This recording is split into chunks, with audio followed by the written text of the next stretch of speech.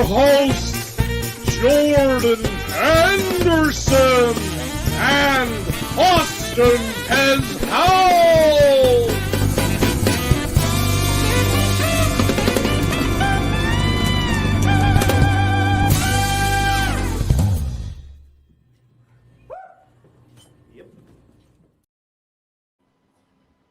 All right. Hey, everybody. We are live. Look at that.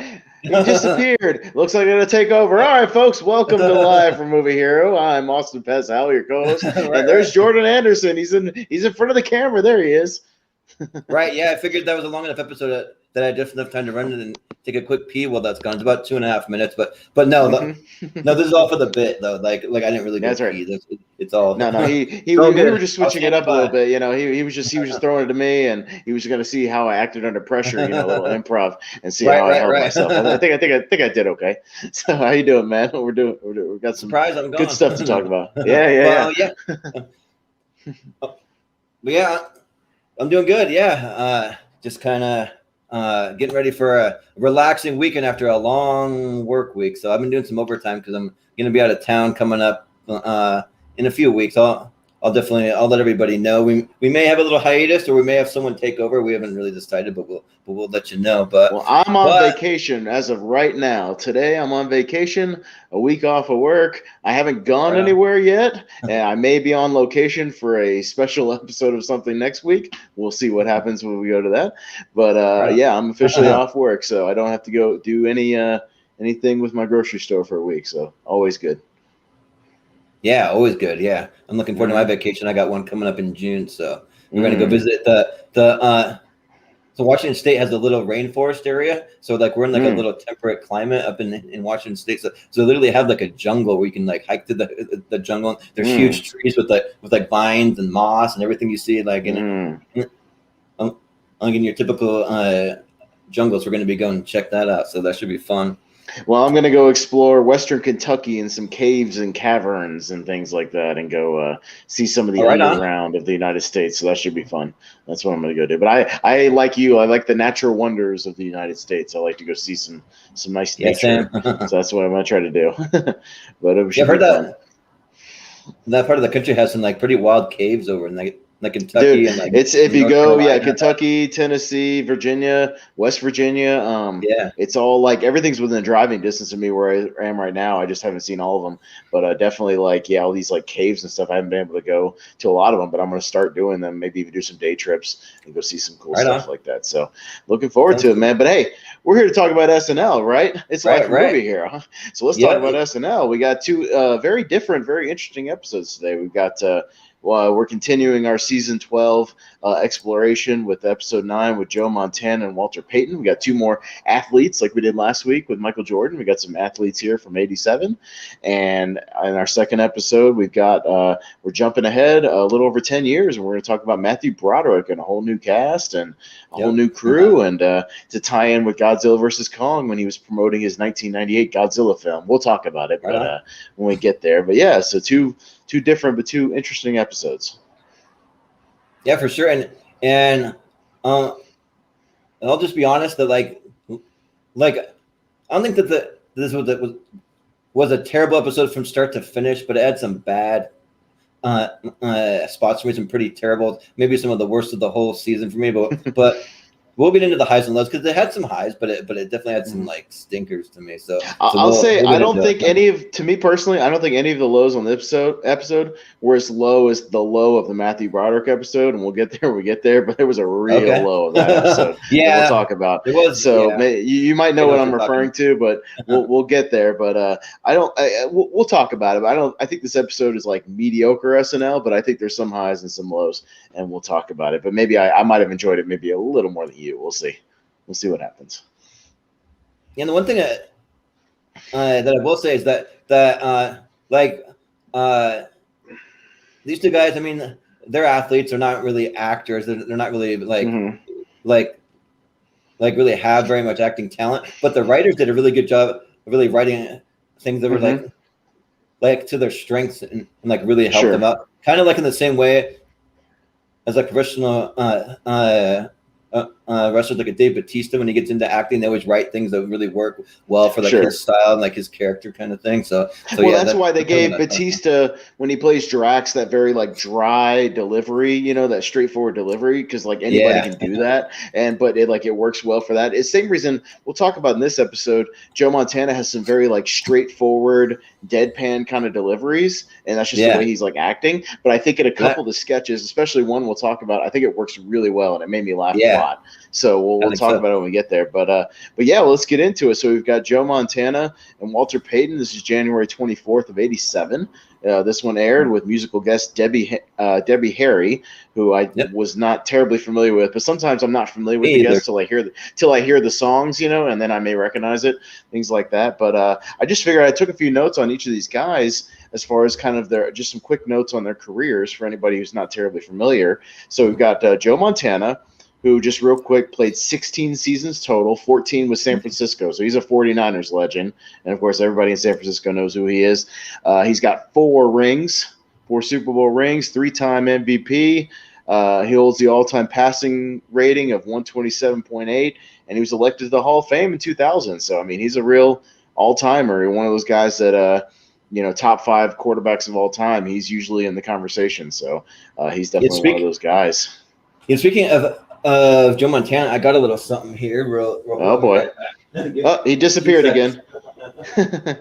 And also, NFL Network 100 greatest players. They ranked him. Joe Montana was number 4 overall. So he definitely was in the conversation for probably one of the greatest quarterbacks of all time. Obviously, until recently with Tom Brady. So just giving a few more stats, George, just to let you know. Cool. Yeah. So my wife, she's a massive Joe Montana fan. Like, she's a huge 49ers fan. I'm a Seahawks fan, so we have a little bit of that rivalry and the trash talk going on in our house, because like my wife, she really hates the Seahawks. For me, I don't really hate the 49ers. I was actually a pretty big fan of the 49ers back when like Joe Montana, Steve Young, Jerry Rice played. Yeah. So she has all these pictures all over the house. She's got a big old giant Joe Montana framed picture here. So we got that hanging. Yep. And then she's got some more Joe Montana artwork here. So she's got it all over the house. And then hanging up in our bedroom, which I may go and even grab in a minute. But I got her a signed picture of Jerry Rice for Christmas a few years back. And then she also has, which is we have it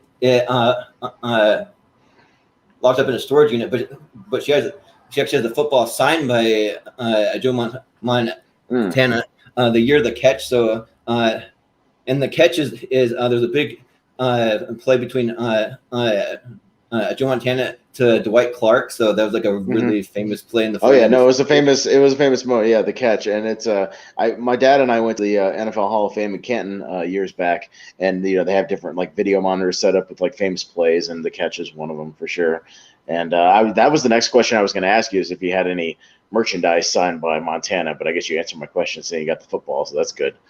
You got the football. So the football though, the only problem is that we had it in storage over the years. Actually, we lost all the air out of it. Well, the signature's still intact and everything, but in order to get it back to that pristine condition, we have to take it to like some kind of specialist. That like it'll probably cost about like $300 or $400 to get it like back to pristine condition. But overall, the football is worth almost $10,000 if you can get it in pristine condition. So like with the football signed by the entire team from that year is really hard to come by. So yeah. But my wife wants to do it. She has 3 kids, so she wants to leave the football to one of her kids, just as like a little college savings fund kind of thing. So So did she watch the episode with you? Did she watch this SNL episode with Montana? So she's a big fan. No, I told her all about the episode, and she definitely wants to watch it. She just been I just had a super busy week, so she wasn't able to. But definitely on her schedule to watch it. She mentioned that she wants to see it for sure. So gotcha. All right. Well, and just a little info about the co-host, Walter Payton. He did 13 seasons with the Bears, and he's a nine-time Pro Bowler. He was inducted into the Hall of Fame in '93. Mike Ditka, the Bears coach, called him the best football player he's ever seen. That's a quote. He's got one Super Bowl ring. Can you guess what year he won the Super Bowl ring? Was it 1986 when the Bears won the 1986 Super Bowl? when the Bears won the Super Bowl. You got it. And so the Bill Swarsky super fans, I'm sure, were big fans of Walter Payton for sure. Yeah. And unfortunately, he passed away in 1999. He died of a bile duct cancer with some liver problems he had for a while. But there's a foundation called the Payton Foundation, which basically brings awareness for organ donation. Because and it's because basically if he had a liver transplant years before, it probably could have saved his life. So it's a thing about making awareness for organ donors. Oh, wow. So yeah, it's a good little foundation. And so we got Joe Montana and Walter Payton, and there's an interesting thing in the monologue we'll talk about, even though they're co-hosts. Well, I'm sure we'll get there, but it's we'll talk about it, but you'll have to tell me a little bit about the cold open because I didn't have it on my version, but let's get into it. You didn't have it, huh? Well, so basically, I don't know if it was supposed to be like a spoof of the Super Bowl Shuffle, possibly, but they did it with all the kickers. But basically, so you just open with Walter Payton, and he's doing some kind of NFL countdown thing where he's like showing different highlights and stuff, and then he just cuts over to all the NFL kickers, and you have all the NFL kickers are like, I don't know if that's how it was at the time, but in this sketch, all the NFL kickers are Middle Eastern. So you have Dana Carvey playing this guy Raul. Then you have John Lovitz playing Hotsney and he has a turban on. Then you have Phil Hartman playing Hose, and they all speak just like really broken English, and they're like trying to sing. So they're like singing like "We Are the Kickers," singing like a "We Are Kickers" song, in broken English. Like okay. We are the kickers. We kick ball. We play ball. We kick ball. We kick field goal. The PAT. We kick for you. Kick the ball. And then each of them has a little like solo thing where they're just kind of saying things in like broken English and stuff. And then right in the middle, they have a sitar solo where a guy's just playing a sitar. And so just like a thing. Sure. It's like supposed to be like if like Middle Eastern guys who spoke really broken English tried to do like really bad hip hop like sort of thing. They're like kind of doing that. So that's like basically what it was. So but the really like wasn't super long. It's probably only maybe like a minute and a half, something like that. So gotcha. Okay.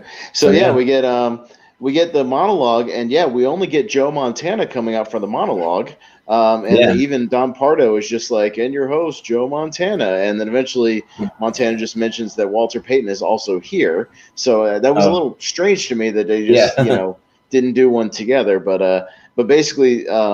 The monologue it's not a whole lot of jokes. It's really just him talking about he's talking about his football career, about how he wishes he was somewhere else right now, just meaning he wasn't in the Super Bowl that year. The Super Bowl was the Giants and the Broncos. The New York fans are very happy because it was the Giants and the Broncos, and the Giants ended up winning that year 39-20, so they did win. Okay. So very happy New York fans. But he said, last time I was here, I got knocked down a lot, and he's making a joke to the fact that he got a concussion the last time he played New York.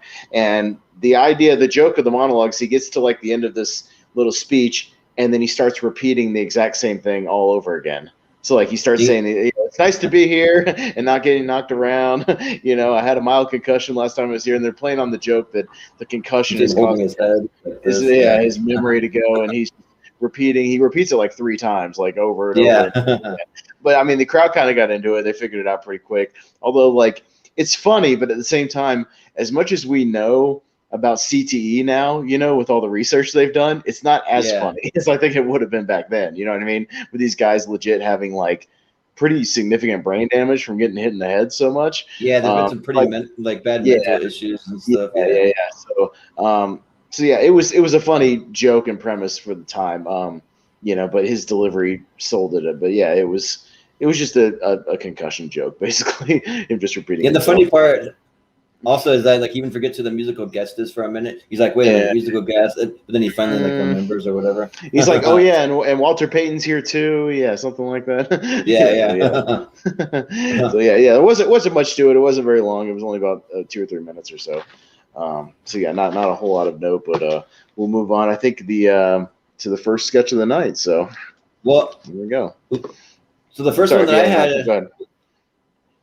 It was a repeat sketch, so they replayed the Adobe car sketch. I don't know if you got that. Mm-hmm. Yeah, we saw that earlier in the it's just the car commercial about the clay car. Yeah, we already covered that in a previous episode, so you can go check that out. Yes, I'm not sure, like how often they really replays.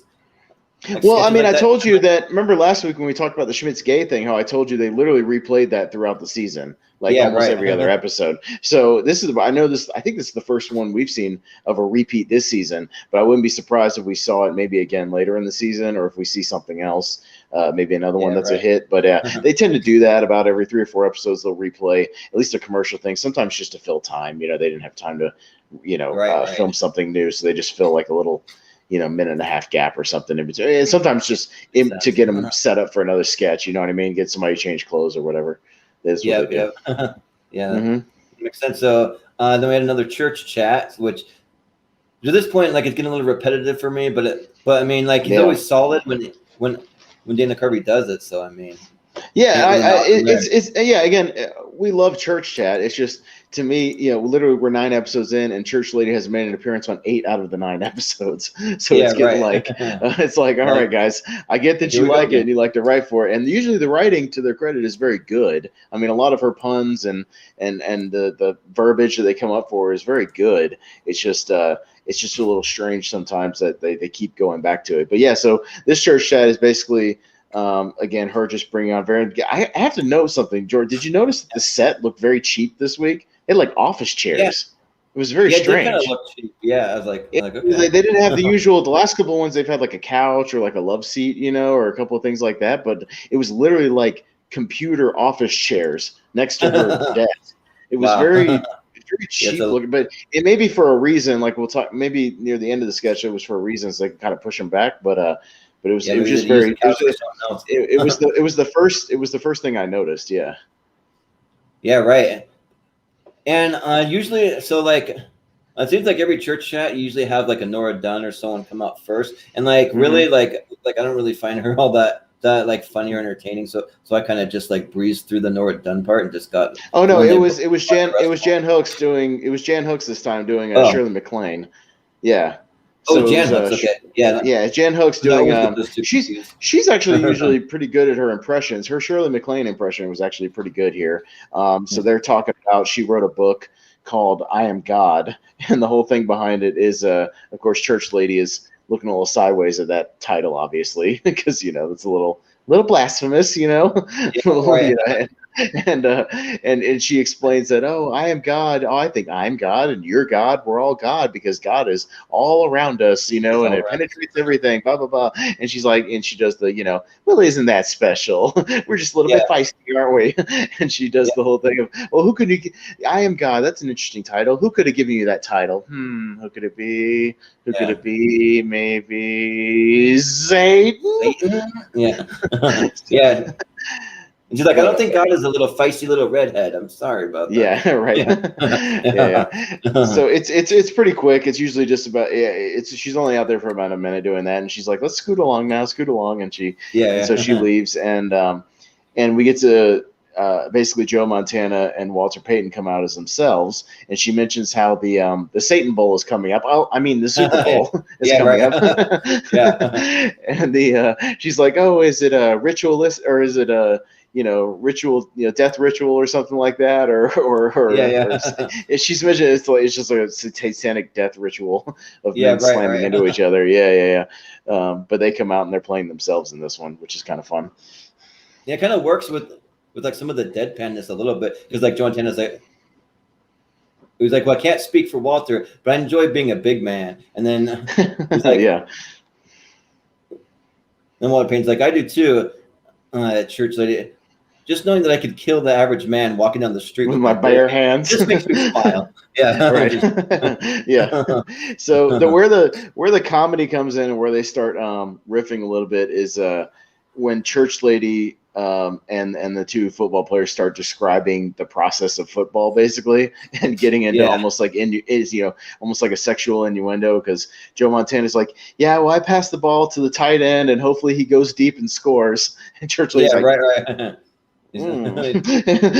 She's and then Walter Payton goes, well, I'm a running back and I try to penetrate any opening I can find, and Church Lady's just aghast again. And and just like, what a little back. Wally. Wally. He calls him Wally, and then he calls Joe Montana Joey. Joey, yeah. But it's pretty funny. So they're just kind of talking about football, and then eventually they're like, well, we thought we could give you a demonstration, Church Lady, about how football works. And so they do something kind of fun here. So they get to they do like a football demonstration. So Joe Montana's like, all right, Church Lady, you can hike me the ball, get down, here's a football, and Walter Payton's going to cover you. And so Church Lady grabs the ball and kind of squats down, and she's like, oh, this isn't a ladylike position, is it? Right. And then she's just, going, just, all right, here comes the football. Oh, there it is. You got it, Joe. Oh, here I go. And she's going to run, like, out for a pass. And she actually ends up running into the audience. It's kind of fun, like hiding in the bleachers, and Peyton's going, oh, where could she be? Where'd she go? Yeah, right. And Joe Montana actually passes her and hits her, and to Dana Carvey's credit, he caught it, because it could have been he could have missed it. So who knows if he caught it in the dress rehearsal? Maybe he missed it. Who knows? But they just play a little quick game of football, and it's pretty funny. It's fun. Like when he's talking about like how like Joe Montana, how he runs the offense, and then she's like, is that when a heavyset gentleman squats down and passes the pigskin between his thighs while your hands are nestled near his between his tight buttocks? Right. Bunch of tight buttocks, men. Just making a bunch of jokes about men slamming into each other, and just, it's a lot of, if you like football innuendos, this is a sketch for you. For sure. Yeah. Because there's a whole plenty of them. But I thought the sketch, the way it ended, was pretty fun with them doing the little mini football game and him tossing the pass. That was all pretty fun. And then at the end, they all celebrate, like she spikes it, and they all kind of do the little Church Lady shuffle dance, back and forth. The little superior dance or whatever. Superior dance, yeah. But overall, I thought it was one of the better church chat sketches overall. I thought it was pretty fun. They all seemed like they were having a good time, so it was all right. Yeah. So the next one that I had was the one where you could hear everybody's thoughts. So like okay. Yeah, so for this one, like, I thought that it played perfectly to Joe Montana's deadpan humor, and we'll get to it in a minute. But that's what I thought, the exact same thing when I was referring to that. I thought this was a perfect example of that. Yeah, for sure. Yes, like basically you have Phil Hartman. He's in there with is it Jan Hooks.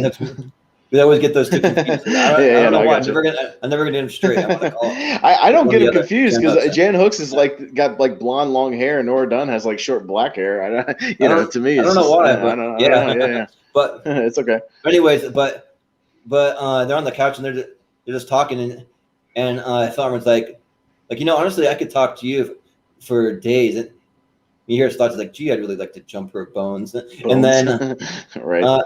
Nora Dunn's like, same here. But then you hear like gee, I'd wish he'd jump my bones. And so right.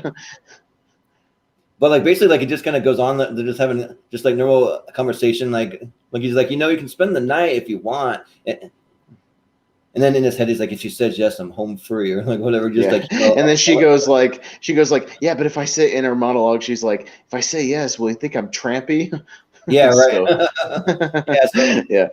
You're just hearing their inner monologues, and but then Hartman hears something outside, and it's his roommate getting home, and it's Joe Montana. And the premise of the sketch, where the jokes come in, is that you're hearing these inner monologues where it's the people saying what they really want to say, but Joe Montana is like so honest that everything that comes out of his mouth is the exact same as in his head. Yeah, and that's like the premise of it, right? Yeah. He's like, "Oh, I hope I'm not disturbing you," and then you hear like, "I hope I'm not disturbing them." Just like in his head. Yeah. Yeah, Right? yeah, or or or like, hey, like it's okay with me if you stay in the living room. It won't bother me at all. Well, it's fine if she stays in the living room. It doesn't bother It me won't at all. bother me at Like, all. yeah, Right? yeah, But it kind of comes to a head where it's like, all right, well, we're gonna Hartman and then we're like, all right, well, we're gonna stay down here, and I hope we won't disturb you. And he goes, you won't be disturbing me. I'll just be upstairs masturbating. yeah, right. Which to me, when I heard that, the way he delivered it, when I first saw it, dude, I about fell over my chair laughing. I thought that was like the line of I thought that was like the line of the night. I thought that was hilarious. Just the deadpan delivery, and you could tell it caught the audience off guard too, because they started laughing like really hard. It's just like, I'll just be upstairs masturbating. I just thought it was hilarious. Yeah, and SNL has always been really good at like just having these sketches that kind of go on with like some of the same stuff, and they throw in something out of left field that just kind of throws you for a loop. Oh, yeah. Or like some kind of just shocking at the end, which actually does another sketch that's something like that we're going to get to eventually in this episode, but that'll be in the Matthew Broderick one. But but that's pretty much how it ends, though. That with him going upstairs to masturbate or whatever. Well, he's an honest man, and well, that's what he's going to do. So it is what it is. Right. Yeah. But the next one that I had was the NFL Today with Brent Brent Musburger. I could not find this. Yeah, I could not find. It wasn't on the episode. I went online on the NBC thing and on YouTube and tried to find them. I found like two other, because apparently this became a recurring sketch with the Brent Musburger and Jimmy the Greek NFL Today thing. I found two other ones that they had online, but they were from different episodes. So I could not find this particular one with Payton. So but yeah, are you familiar with who like Jimmy the Greek is? Not really. Like I don't really know. So I know Brent Musburger, but not Jimmy the Greek. Okay, well, he had a famous scandal kind of back in like it was either late 80s, early 90s. But to give you a little background, he was like basically an odds maker guy from Vegas, and they gave him like a sports commentary show to where like he wouldn't necessarily say like the odds and like the Vegas stuff, but he'd be like, I really predict that the game is going to be 27-20. Wink, wink. you know, right. like he would basically be like winking at the audience when he would be, making these predictions and stuff. So he was like a Vegas guy. But he got in trouble when there was like a controversy when he was talking about black athletes. And again, these are his words, not mine. I'm just quoting what he said. So basically, he went on this whole rant about how black athletes were like better genetically to be athletes because they were bred that way, because they're going all the way back to slavery, because like the big black slave and the big like female slave would like get together and make big giant babies, and that's why they have huge feet, and they're very much like more athletic and have better bodies and stuff, and they're just like bred that way going back to the 1800s. So like he went on this whole rant. It was a whole big, like even 30 for 30 did an episode about Jimmy the Greek, and like this was a big part of it. And so it was like a whole big, you can read about the scandal, but it's something to that effect. And he got in a lot of trouble and basically got canceled, and then he like wrote a book later or something like that. But that's kind of the background of like who Jimmy the Greek was. Okay. Yeah, I wasn't really familiar with him, so I was like, when I saw him, I was like, is he like a former coach or like who is this guy? He was just like a bookie, like a Vegas odds maker guy. Yeah, that they gave like a show to, basically. Oh. And then Brent Musburger was like a regular commentator, essentially. Yeah. Right. Yeah. So, but like, so the best thing about this sketch is Kevin Nealon's delivery of it all. He's doing something kind of weird, like he keeps saying, well, like so like when it starts out, he's like, hello everybody, I'm Brent Musburger. He's going like this. He's like, I'm Brent Musburger. So I don't know if Brent Musburger has like some droopy eyes or something. He had like droopy eyes, and so he would literally do his impression just holding his eyes down. Because I saw I watched one of the other NFL Today sketches to kind of get an idea of like the characterizations at least, you know what I mean? Yeah. But yeah, like that's literally like he just thought that would be funny if he just drooped his own eyes to look like Musburger. So that was just an all Kevin Nealon idea, essentially. Yeah. Oh. Okay. Yeah. But like basically, it's like funny. Yeah. And like he keeps trying to like pronounce. promote the network over and over again. So he goes, let's see, like it all comes down to this Super Bowl 21 here on CBS. Like he keeps saying that over and over again.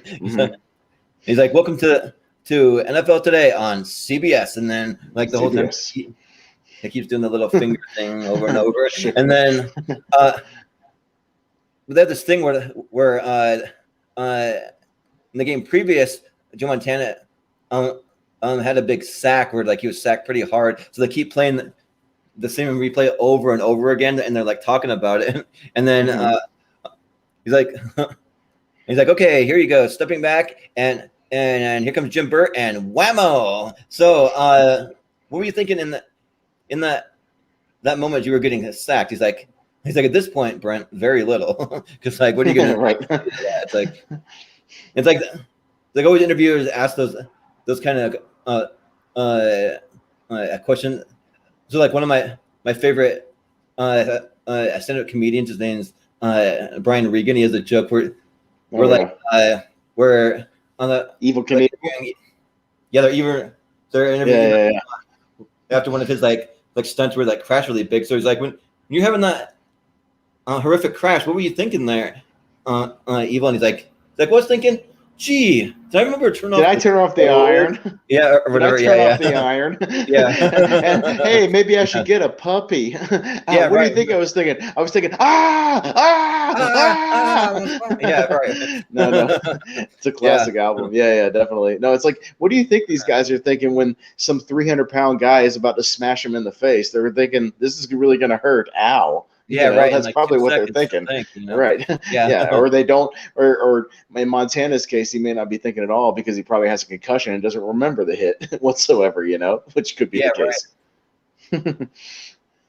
Even though he goes on, like at this point, it basically snuffed out any chance you had of going to the Super Bowl here on CBS. On CBS. I keep playing it like over and over again. And finally, Joe Montana, he's like, okay, how many times are you going to show this? I mean, come on.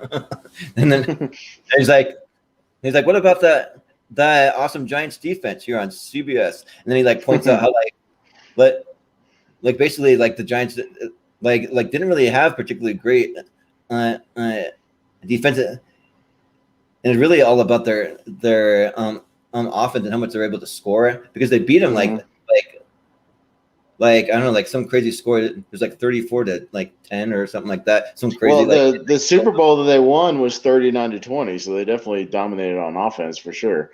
But they were beating most of the teams by 20 or 30 around that time. Yeah. Yeah, and then you have a little thing where you actually have Dana Carvey come out, because they're like talking about the Super Bowl halftime show that whoever they're supposed to have. He decided not to accept because they weren't going to pay him enough or something like that. So they had Neil Young. So Dana Carvey comes out and sings this Neil Young song. He does a pretty spot on in impression. I don't think that it's quite as good. I don't know if you've ever seen Jimmy Fallon's impression of Neil Young. Yeah. It's like his is like spot on. This one's pretty close though. Like it's like he does a pretty good job. And then so you have that little bit, and like honestly, when he came out, I almost thought that it was a different sketch. Like this is a pretty long sketch. It probably goes for like 6-7 minutes, something like that. And so I read it went almost 8 minutes. Yeah, it was one of the ones for sure. It's probably, again, we talked about this last week, but I think sometimes the ones on the Peacock version, sometimes they just get cut for time, and if you get these sketches that are almost 8 minutes long, they might just get trimmed just to keep it around 45 minutes or whatever, 50 minutes. Yeah, it's just a little too much. Because like after that, then you have Phil Hartman come out as like Jimmy the Greek or whatever, and he has the prediction, and he holds up a little card. He's like my prediction is Giants 30, Broncos 11. Then the card says Giants 20, Broncos 11. So he's like what your card says Giants 20, but then he does the whole like wink thing. He's like, right. And so he's like winking at the camera or something. Well, that's what I was talking about. He would do like these things where he's basically winking at the people that bet on all the games and stuff about the spread and all that kind of stuff. He was like winking at them with all of his predictions, but he technically could not go on there and like talk about Vegas odds. Like he was forbidden to do that. So he would find all these ways to kind of skirt around it and just talk kind of in broad terms, or make like score predictions, which you're allowed to do, but it would be like his odd predictions essentially. And it was like a wink at the audience. Because like he's like, because afterwards he's like, Giants cover the spread. He's like, actually no, like from your card that the Giants actually don't cover the spread. So right. So that's funny, But that's pretty much it for that one. The next thing that I had was W. Harry coming out to perform, and like I'm not really familiar with any of her music, so I kind of like skipped over. No, again, I always look up the song to at least watch the video or listen to it on Spotify or something. And the only note I had for it was bad melodramatic 80s song. That's pretty much all I had. So that's all I had. The only note that I had is I don't know any of her music. And that's it. Basically, I'll look them up on Spotify, and like they always have like their top 5 most streamed, songs for whatever the artist is. And so I'll listen to one or two, a couple of them just to see like, oh, those are the most popular songs. And like, I didn't recognize any of her stuff. I kind of recognize the name for some reason. Maybe it just popped up here and there, but nothing. I got nothing. Yeah. No. But the next sketch that I had was the one with Kevin Nealon being held hostage by Phil Hartman at gunpoint. Yeah, so apparently this is a character that Hartman redid a couple of times. I didn't remember, but it's like a very low-key recurring character. Yeah, because I guess there's another one where similar to this sketch where he's confronting like his wife about cheating or something like that. Catches his wife cheating on him. Oh, wow. And it's a similar situation. So the premise of this is that we don't know how it got to this point, but it kind of opens on this like dingy apartment. It looks like the apartment in the Steve Guttenberg episode when Guttenberg was trying to hit on blind John Lovitz. Like it's like kind of dingy and gross. Yeah, I think it was like the same set. Just kind of almost like a same set, just dressed up. Yeah, it's like the same. It's almost like a similar premise in the fact that like he's like trying to trick him in the same way over and over again, sort of thing. Yeah. So like that. So Hartman's got a gun and he's like very on it. Just like, don't try me, don't play around with me. I'm serious. What are you doing? Don't do that. And Kevin Nealon just keeps going, I'm not going to do anything. I'm not going to do anything. And the whole idea is every time he keeps trying to like distract him and trying to grab the gun out of his hands, but he fails over and over and over again to disarm him. And every time Phil Hartman gets the gun like back in his face, he just goes, okay, easy. All right, enough. Yeah, I got it. And it's literally, it's kind of this premise and setup. Like I want to say at least 4 or 5 times they kind of do this. He pulls the old like, what's that over there, and turns his back and tries to grab it again. And he's doing a thing where he tries to go there, at the door. Yeah, what's in the window? And even Phil Hartman even goes to like go to the bathroom, and he's like peeking out the door, like, don't come in here, like don't try it. Don't try it. Don't do it. And just every time Nealon's like, okay, that was the last time. I swear, I won't do it anymore. That was the last time. I'm not gonna try to do it again. I'm just sitting right here. So there's not a whole lot of like jokes necessarily in the thing. It's just kind of the over the top of them just doing this, the more and more ridiculous situations of him just being like, don't try it again. No, I won't.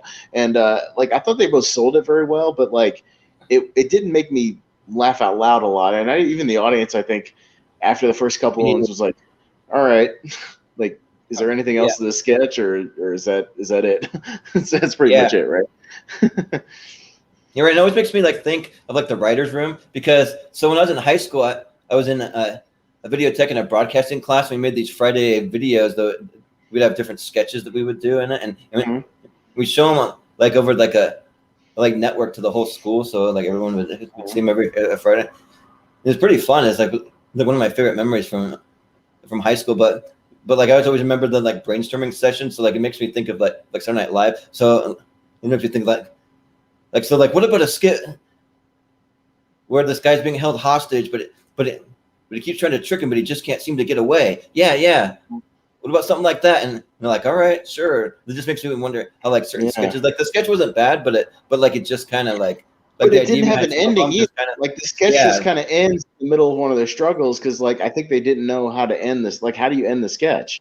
Like, right. Does Nealon get the gun? Does Phil just keep thwarting him? Like, it just kind of ends like mid sketch. You know what I mean? And it wasn't like a time thing. It just ends because I don't think they had an ending to the premise. And I think they just did it because that was probably like one of the ones that just got thrown in there. But yeah, it's not like it's not horrible, but it's amusing, but it's not very funny. Yeah, right. But so the next thing that I have is weekend update. Okay. And I didn't really get really like anything out of weekend update. I did write down one little joke where Dennis Miller's like talking about the Chinese Communist Party leader, and his name's Hu Yu Bang. And like looking at this guy, I would say nobody. And if you look at the like picture of him, like he looks really funky looking too. Like it's like like that makes sense. The only two I wrote down was there was one that the audience like kind of got mad at him over, is like there was a joke about like Time Magazine's Woman of the Year, and it was like Philippine. There was like a Philippine president. I think she was like the first female president of the Philippines or something like that. And he goes, congratulations to the Woman of the Year. Now go in the kitchen and make me a sandwich. And the crowd kind of went,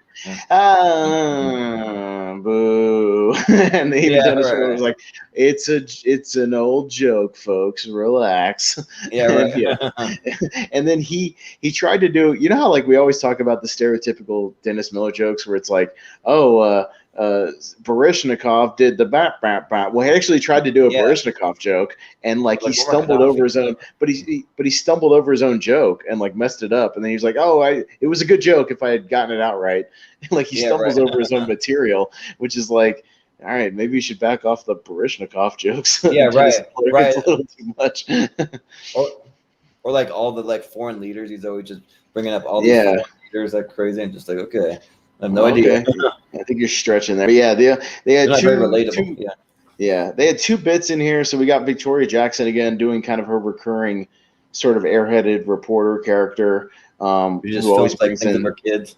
Yeah, her kids. So this one she was like, I was supposed to report on the Iran-Contra hearings, but instead I got stuck in my house with my baby, and I discovered that she can predict the future by eating Cheerios. So the whole thing is the kid eating Cheerios, and it's like, so I asked him questions. I said, will there be peace in the Middle East? And the kid eats the Cheerio and is kind of like shaking his head like this. And she goes, no. And it's like, and will Senator Bill Bradley be known more for his basketball than his senatorial things? And the baby's kind of like, He goes, yes. And I forgot. And there was a Three Amigos jab, because it was like, Three Amigos win Best Picture at the Oscars, and the baby eats the Cheerios like, goes, oh no. So I mean, that was the whole premise. It was just her showing like the liar thing, and then, dude, another freaking Big Picture with A. Whitney Brown. Like, get it. How many times do I get through it every time? I don't even watch it. I watched it the first time, and I was like, maybe this one will be good, and it wasn't. So it was just his writing process and like his delivery. He just jumps like all over the place, and by the end of it, I have no idea what he's talking about. And I'm being sad, like, don't know what he's talking about. He's something about like he's defending white trash, or he's talking about racism. Like, I have no idea what he's talking about. Yeah, that doesn't make sense. It doesn't make any sense.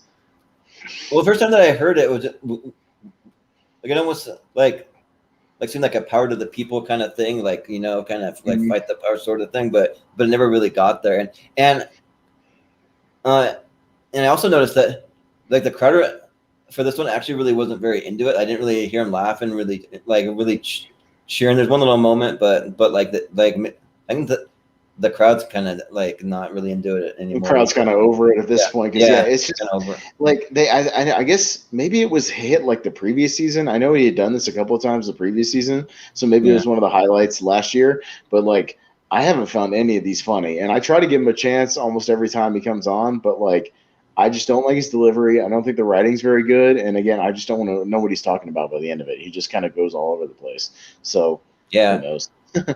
I hope there's no more. I can almost see it. You fast forward, right? Yeah, I'm just like, I look at this guy again. I almost fast forward through every Dennis Miller Weekend Update now, but like, I try to give it a chance. Well, I always leave it on in case Kevin Nealon or somebody comes on that I like, because he has been on once or twice. So I'll wait for that, but that's about the only saving grace I ever get usually. So, but we can move on. Yeah. So, the next thing that I had was a Chick Hazard private investigator sketch. So like one of those kind of like another one from the 20s, like you got Go Picture Kids, see, and like it's just like honestly, like I kind of fast forward through most of it because like I'm just kind of over these type of sketches, but like it's just kind of like Phil Hartman and John Lovitz just going back and forth. Like you have John Lovitz on the phone just always talking to his ma. He's like, "Ma, yeah, what? I know I gotta go." Like shut up, or like just like yelling crazy things. And then isn't Dana Carvey always like a side character, just going like, "Why I oughta," like kind of a thing like that.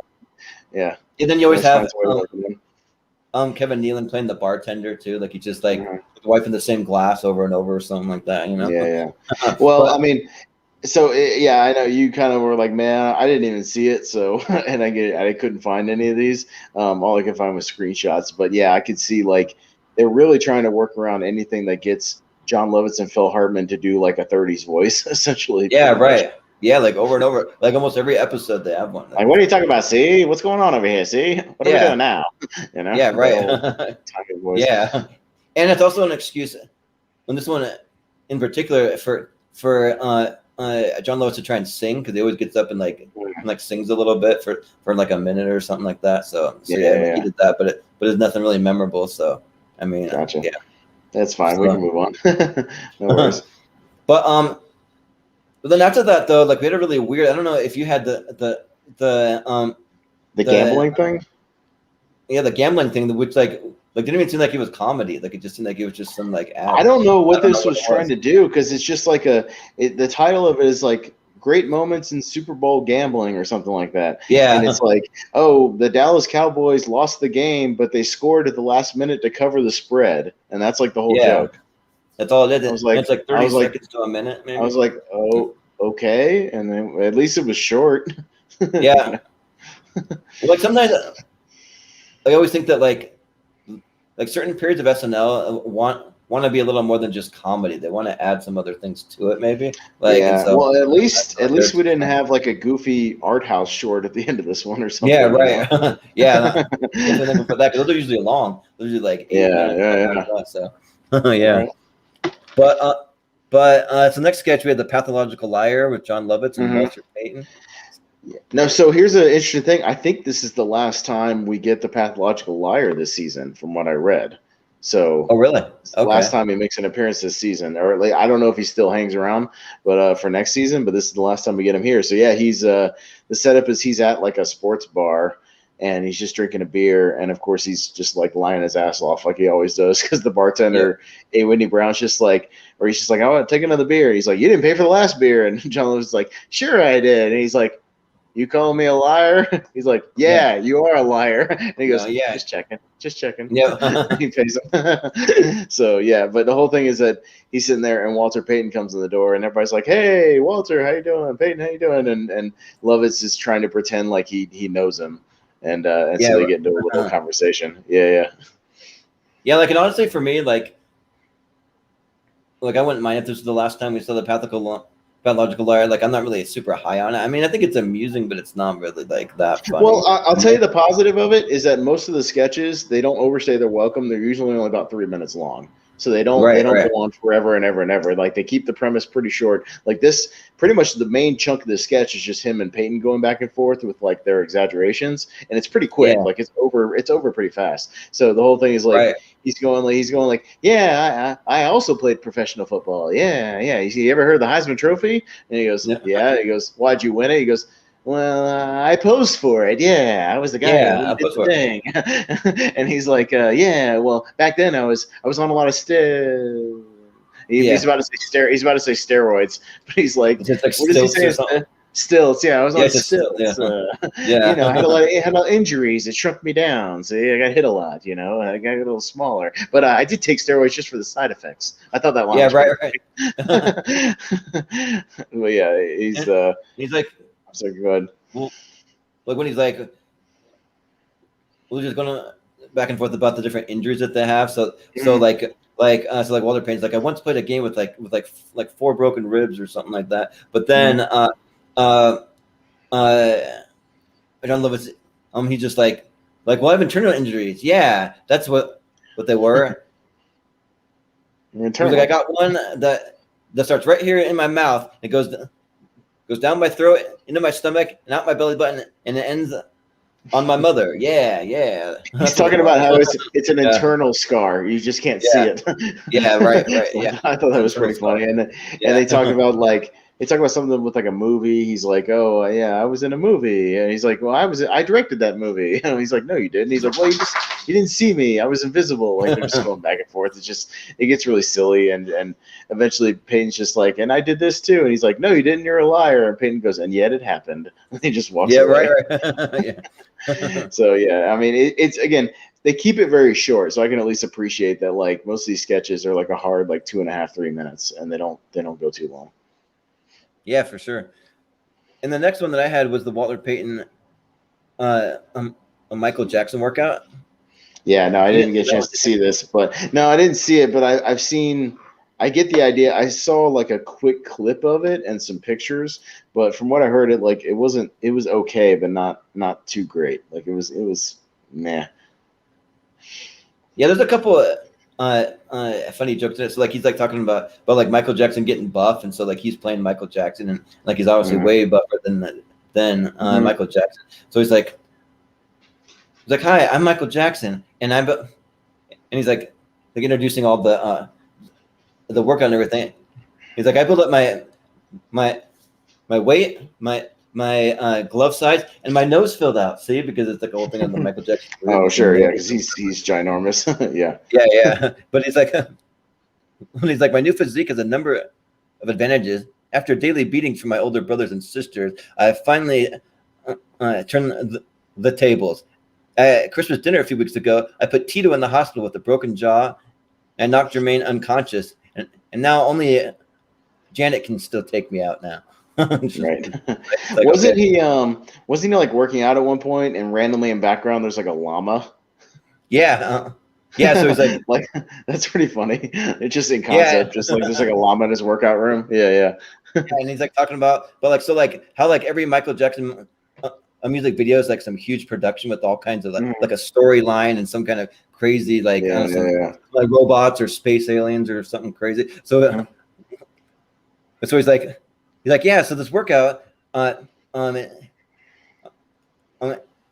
produced by Disney, Fox, and MGM Studios. He's like, the workout session takes place in an outer space fantasy inhabited by friendly robots and taking place or in talking plants to guide me through my routine. But you can do this all that. Do you know what that's a reference to, Jordan? No, I don't even know. It's a reference to Captain. It's a reference to Captain EO, which was not a ride, but it was an attraction at Disneyland for years, and it only closed down like probably 5 or 10 years ago. Like it was around for like 25 years. So it wasn't like a ride. It was just like you went into like a theater and watched like this Michael Jackson video called Captain EO. And it was like this big production with aliens and stuff. That's what he's talking about. Okay. And the only reason I even know about it that much is the comedian. You ever heard of Doug Benson? The kind of stoner comedian. He was an extra, like a dancer in that video. Really? Yeah, during the production. So he talks about like his experience on that. So every time he went to Disneyland, he would go watch basically himself in the Captain EO attraction video. Awesome. But that's probably what he's referring to, because that was around the time it opened, was like late 80s. It was like this Captain EO thing. Yeah. Okay. Yeah. You think of that I've seen Doug Loves Movies live twice, and actually got to meet Sam Levine before he joined the Schmodown. Nice. Because he was a regular on Doug Loves Movies. So yeah, he'd be there all the time. I got to go up there and play Last Man Stanton at one of his stand-up shows and won. What? Oh, you got to go up? What the heck? So no. Well, I've been to, or whatever it is. Well, I went to a few of his stand-up shows, and all this. Actually, I've been up with him twice on stage, because each of the stand-up shows I went to, I made like a big name tag sign, like a big giant one, and nobody else like really made much. But I would always be like right near the front, and I'd hold up like a big poster. And like he'd be like, "Yeah, come on up here, ooh, look at that big one." And so like the first one I played the Leonard Maltin game with him the first time, and I missed because it was new releases, but like the answer was Frozen, even though Frozen had been out for like 6 months, so I didn't consider it a new release. I just think he hadn't updated his game in a while, so I missed it. But the second one, the time I was on stage with like 2 other people, and we played Last Man Standing, which for those of you who don't know, it's just basically like they give you like an actor or actress, and you just name like movies that they've been in. And the thing was Kevin Smith, so like I knew every single one of his movies, plus all the stuff he's been in, just like acting wise. So I just completely like dominated everybody. And then I didn't win much because he didn't have much for like the stand up shows. It was like I won like a T-shirt and then this like Squelch the smell remover thing. It was like a weed accessory and just a few other little things. Yeah, just some like stickers and stuff. But like it was still cool. Like after the show, I got him to like sign all my stuff. I still have those posters like in my room, so it's pretty cool. Yeah. So it was fun. You have to see if me and my wife still have our name tags. I'm trying to remember what we did, but they're like obviously like spoofs. Like usually do like a spoof of your own name into like a movie title or something like that. Well, I did one that said Austin Loves Movies, but the whole thing was the Loves Movies. I did a heart symbol and like a camera, but I made them out of movie stubs. I made the whole thing, that picture out of movie stubs because I have like a thing that I used to collect movie stubs in. It's like a big box thing, like a display on my shelf, which I haven't had in a long time, obviously, because of the movie theaters. But I used to collect movie stubs, so I glued them on there, and like it was extravagant. Like it was really well made. I did the same thing. I collected movie stubs, but like the last few years, so like we signed up for like Regal Unlimited Pass, and so like and you don't get movie stubs with that. For sure. Yeah, so I quit doing that after a while, but it was what it is. Yeah, nice. But like basically, getting back to the sketch though, like he's like talking about like how it's gonna be this big production, and he's like, but you can do this routine at home. All you need is a sweatsuit, an exercise mat, and a llama. And you just see like a llama like in the background randomly. Just kind of course, who doesn't have a llama laying around, man? You can get a llama. Yeah, right. And then he has some guy come out at the end. It's like his like special friend Emmanuel, which like kind of looks like another like big football player. Like I wanted to try to look it up, but like all I had was a face to go off of. But it looked like maybe it might have been one of his teammates that he brought out or something. Because there's like a big like buff kind of black guy that like came out. But yeah, maybe. So but that's pretty much all for that sketch. So the next thing that I had was another Debbie Harry song. So yeah. Well, my only note was skipped it. So right. Not interested. Move on. Right. Yeah, and then the very last thing that I had, there was they had Buster Poindexter come out to perform, which is kind of odd. They had 2 musical performances in a row, and so that but they've been doing that a lot with Buster though. Like again, he's like this unofficial musical guest for like every episode, and I think I've read somewhere they usually just work them in or let them play something when they're not quite all the way up to the time. So they need somebody to fill like 5 minutes of airtime, and they'll put him out there. So that's kind of what they do.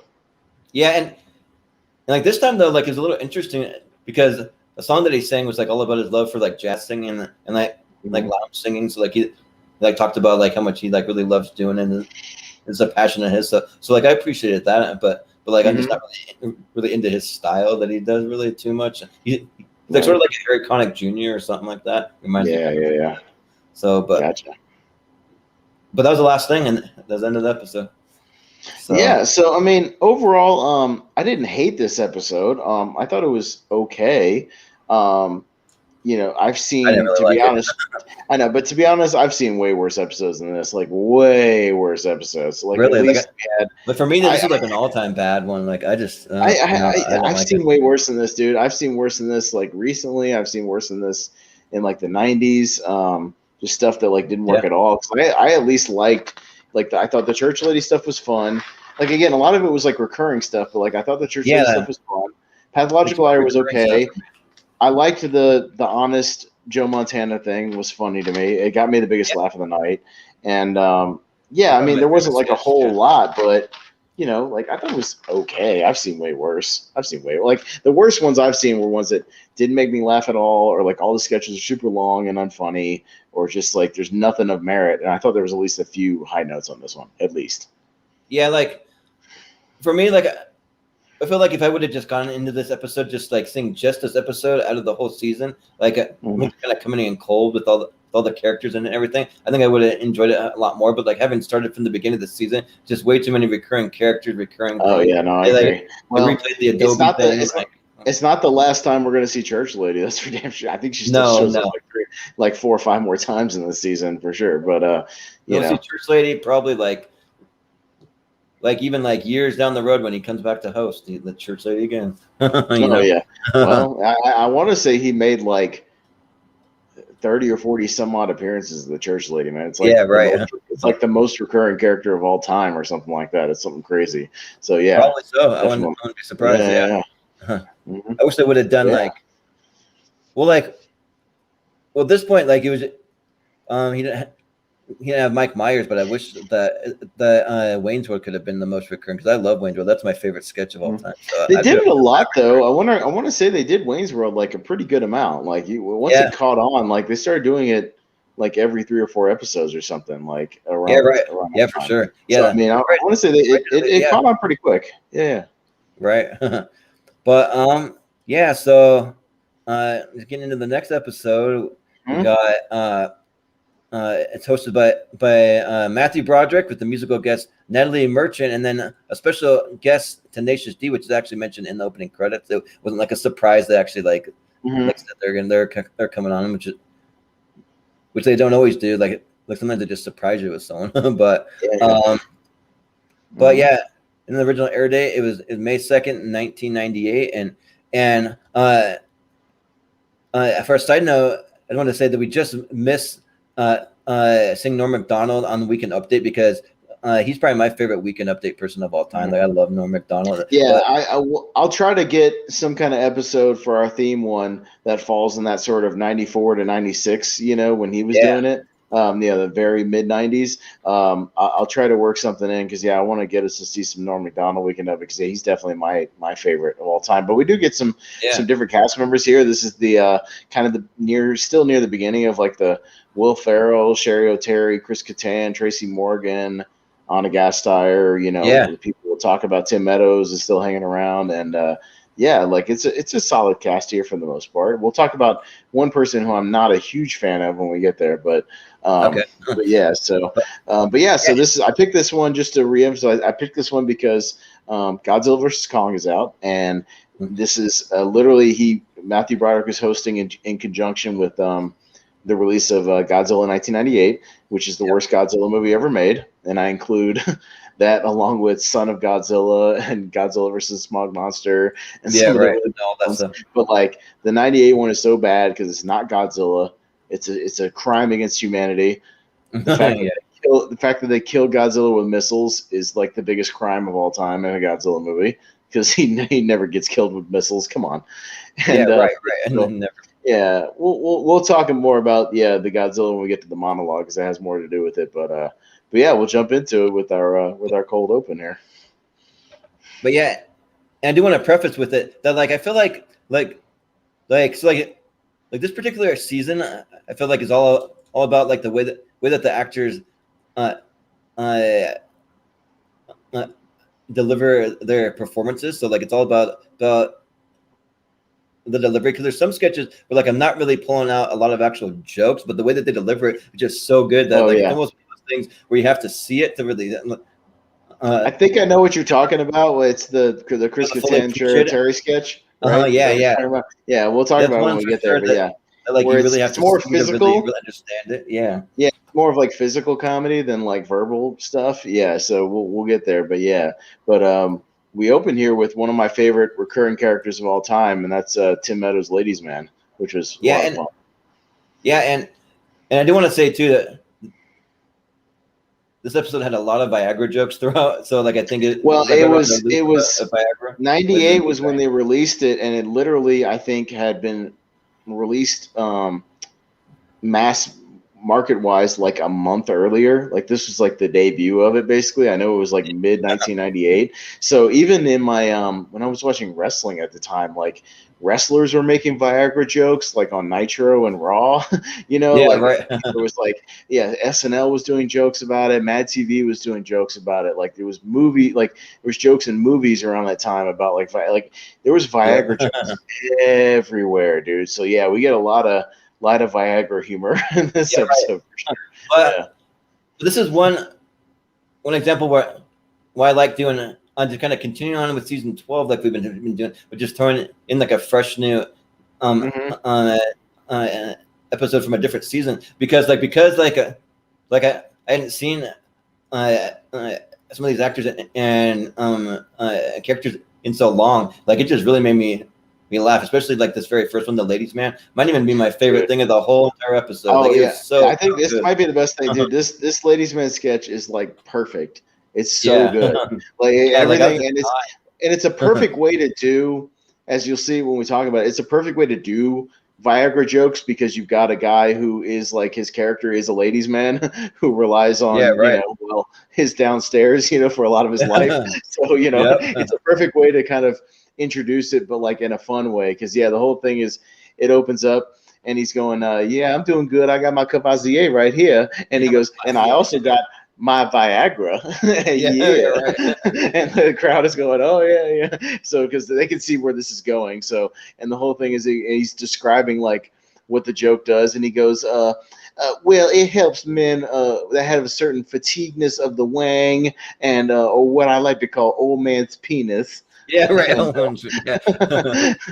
So what we do is this drug helps with chronic wangular softitude. Like I had to write down a lot of these. These are pretty funny. There's like talking about the chronic fatigue syndrome of the wang. Of the wang, and horrifying of the wang. Right. So he's like, the ladies' man is here to help you if you decide whether or not you're gonna need this Viagra. So he starts taking some he starts taking phone calls, and the guy's like, ladies' man, I suffer from impotence, and he goes, yeah, that's right. What is that? And he goes, well, you know what Viagra is for? And he goes, oh, old man's penis. And he goes, you said old man's penis. No. Well, yeah. He goes, yeah. Well, the ladies' man can help you out with this, and it's just, so he wants to do. I'm sorry. Go ahead. You can take over. Go ahead. Oh no. It was like I once had a doctor that told me that I suffered from a venereal disease, but it turns out that it wasn't me that had it. It was 7 or 8 of my lady friends. Can't trust doctors, No. You just can't trust them. No. They are the ones that had them. Yeah. Right. He decides he's going to take. He's like, he looks at the bottle. He's like, I'm going to test this out live on the air. Okay, it says take 1 tablet. I'm just going to take all of them. He just stuffs them all in his mouth. And you could tell, like, he goes, tastes like chocolate. I think that was an improv line because they probably gave him like M&Ms to eat in the bottle, most likely. So, but he's like, all right, now here we go. Mm-hmm. Yeah, see, that's working. Yeah. Mm-hmm. Yeah, I feel a little something down there. And he goes, all right, to test this theory out, I'm going to have 2 pictures here. I got one of Miss Delta Burke, very sexy picture, and the other one of a very horrific, ugly, de-arouse myself, of Miss Sally Jesse Raphael. And he holds up Sally Jesse Raphael. I got this butt ugly picture of Sally Jesse Raphael. Sally Jesse Raphael. Just like a... And that's super random. Yeah, he's just like, this is working really good. Mm-hmm. He's like, I gotta take my Cavazier and cleanse my palate here. Woo! Right. Usually it only takes me about a Cavazier and some Lou Ross to get excited, but I think the ladies' man is having a bad trip to all these crazy wang pills. So he's like still getting turned on by Sally Jesse Raphael because of the no, he's like, okay, this is not good. Yeah, this is not working. Ladies' man's a little concerned here. This is supposed to be softening up, but I'm still very much aroused. And then you have the caller that calls in, and he's like, so me and my wife, we never really used to make love very often, but because of Viagra, we've been having sex like 2 dogs in heat.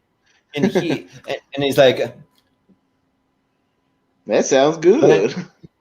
And he's like, well, how old are you? He's like, well, I'm 76 years old, and my little lady is 80. And he's like, yeah, well, that is disgusting. No, that is just not good. I'm sorry. No, that is not good. The ladies' man don't want to hear about that. But with all this Viagra, that seems pretty nice. Doesn't sound that disgusting.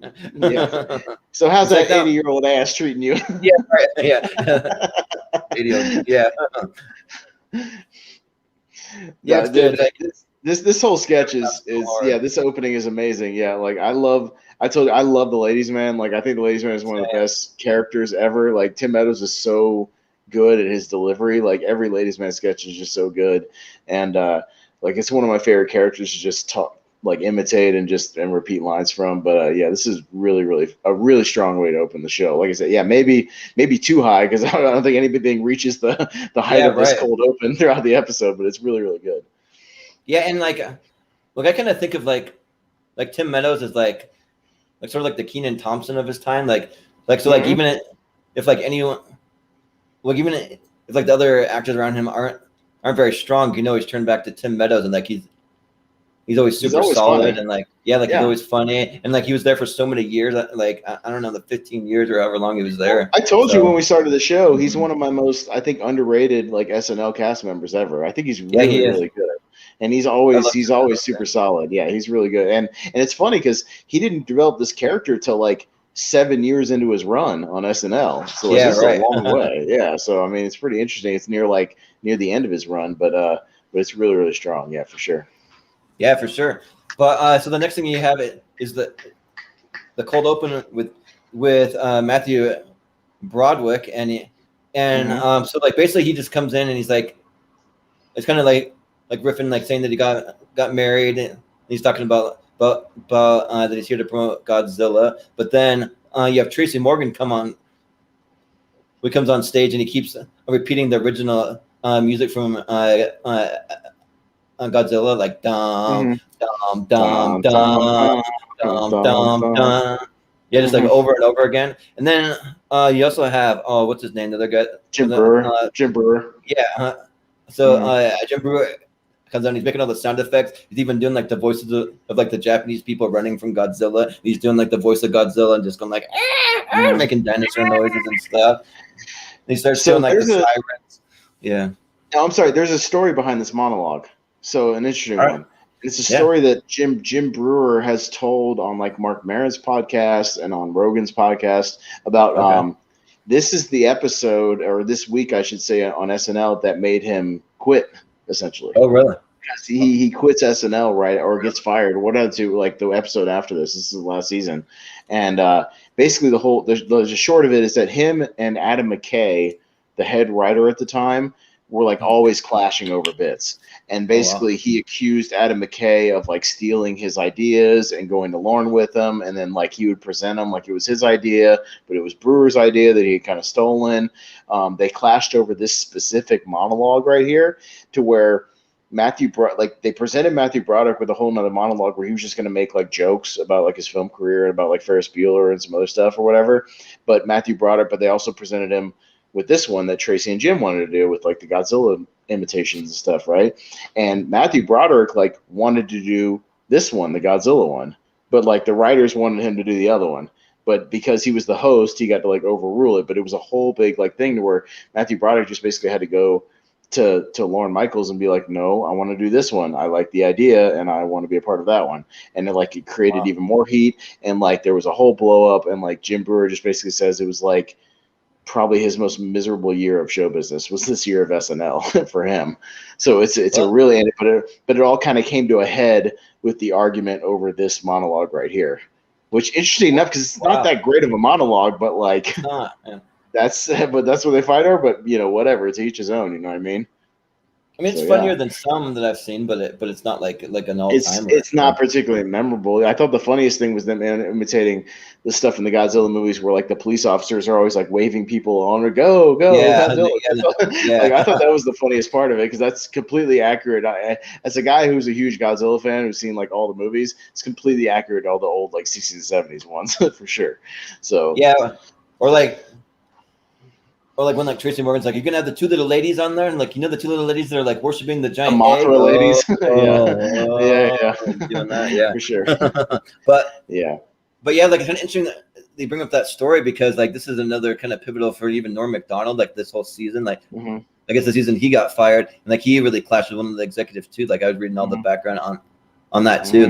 Like and like how so like he so Norm Macdonald his last episode was actually in February, and I wanted to see what the final sketch was, because his final sketch he has this sketch that's called "Who's More Grizzled." So it's a game show, and they're like trying to figure out who's the most grizzled, and so they actually bring in shoot, he's like a famous guy for being like super like grizzled. Oh, they're bringing Robert Duvall, so like he's in that, and so that they have him. And then the host for that episode is actually Garth Brooks, and like Garth Brooks actually surprisingly like does a great job acting. Like he actually acts really well. If I remember right, his episode was actually pretty funny. Like he had a really good episode.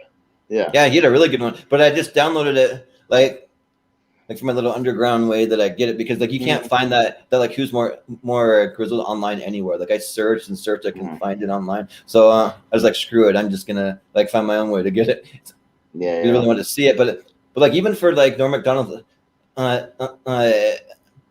final sketch, like he actually was like pretty solid, like pretty funny, because like he expressed that like first they kind of like fired him like in a sense off a Weekend Update, like he was still a cast member, but they had Colin Quinn take over, but then like he kind of expressed how like he doesn't really like performing in just regular sketches very often. He didn't really want to do it, especially that season. I think the whole thing was Lauren was a big fan of his, but like the rest of the producers were not, and like NBC wasn't a fan of his, so they kind of overruled Lauren when they fired him, because if I remember right, Norm actually came back like a year later to host, because Lauren wanted him to host, and then when he came on, he made fun of that in his monologue, to where like his monologue was all about like, hey, yeah, I used to be on the show SNL, and I got fired. Yeah, I got fired for being not funny. And what's funny is now I'm hosting because people think I'm funny. Isn't it funny? Yeah, right. So he made fun of the whole thing of like, and he had a point. I mean, like everybody else seemed to like him, just except for these uptight producers. You know what I mean? But it is what it is. But and when I was researching too, like they kind of said that like he had way too many O.J. Simpson jokes, and like he'd always call him like a straight up murderer. He'd be like, O.J. Simpson, like like he's a murderer. He's a straight up murderer, because like, he killed people. right. Or like the whole like anal rape thing that he like said too. He's like, like the worst thing about like going to prison is that like it's not like being away from all your friends and loved ones, and like have to the rape. To endure everything, like what they don't tell you is that it's all the anal rape. Well, he made a lot of like random like Frank Stallone jokes too. He was always like ribbing on Frank Stallone for no reason. Like he always had like these recurring jokes. But yeah, like the O.J. Simpson thing, it seemed like almost every episode of Weekend Update, even after the trial and everything was like long over, he would always try to work in at least one O.J. Simpson joke. Like no matter where they were in the process, you know what I mean? Like always something. So even after it was long over. But anyways, we're getting off on a tangent. Yeah, but, right. Yeah. Anyways, so yeah, but the Godzilla mono was okay. It was fine. Whatever. Yeah, it was all right. But so the first sketch that I had was the Flex Speed Stick deodorant. Yeah. So yeah, it's a deo. It's like. It kind of plays out like most deodorant commercials, where it's like people working out or like riding a bike or like jogging or whatever, and it's like, do you need long lasting protection? How about go with Flex? Yeah. But yeah, so like there's like Flex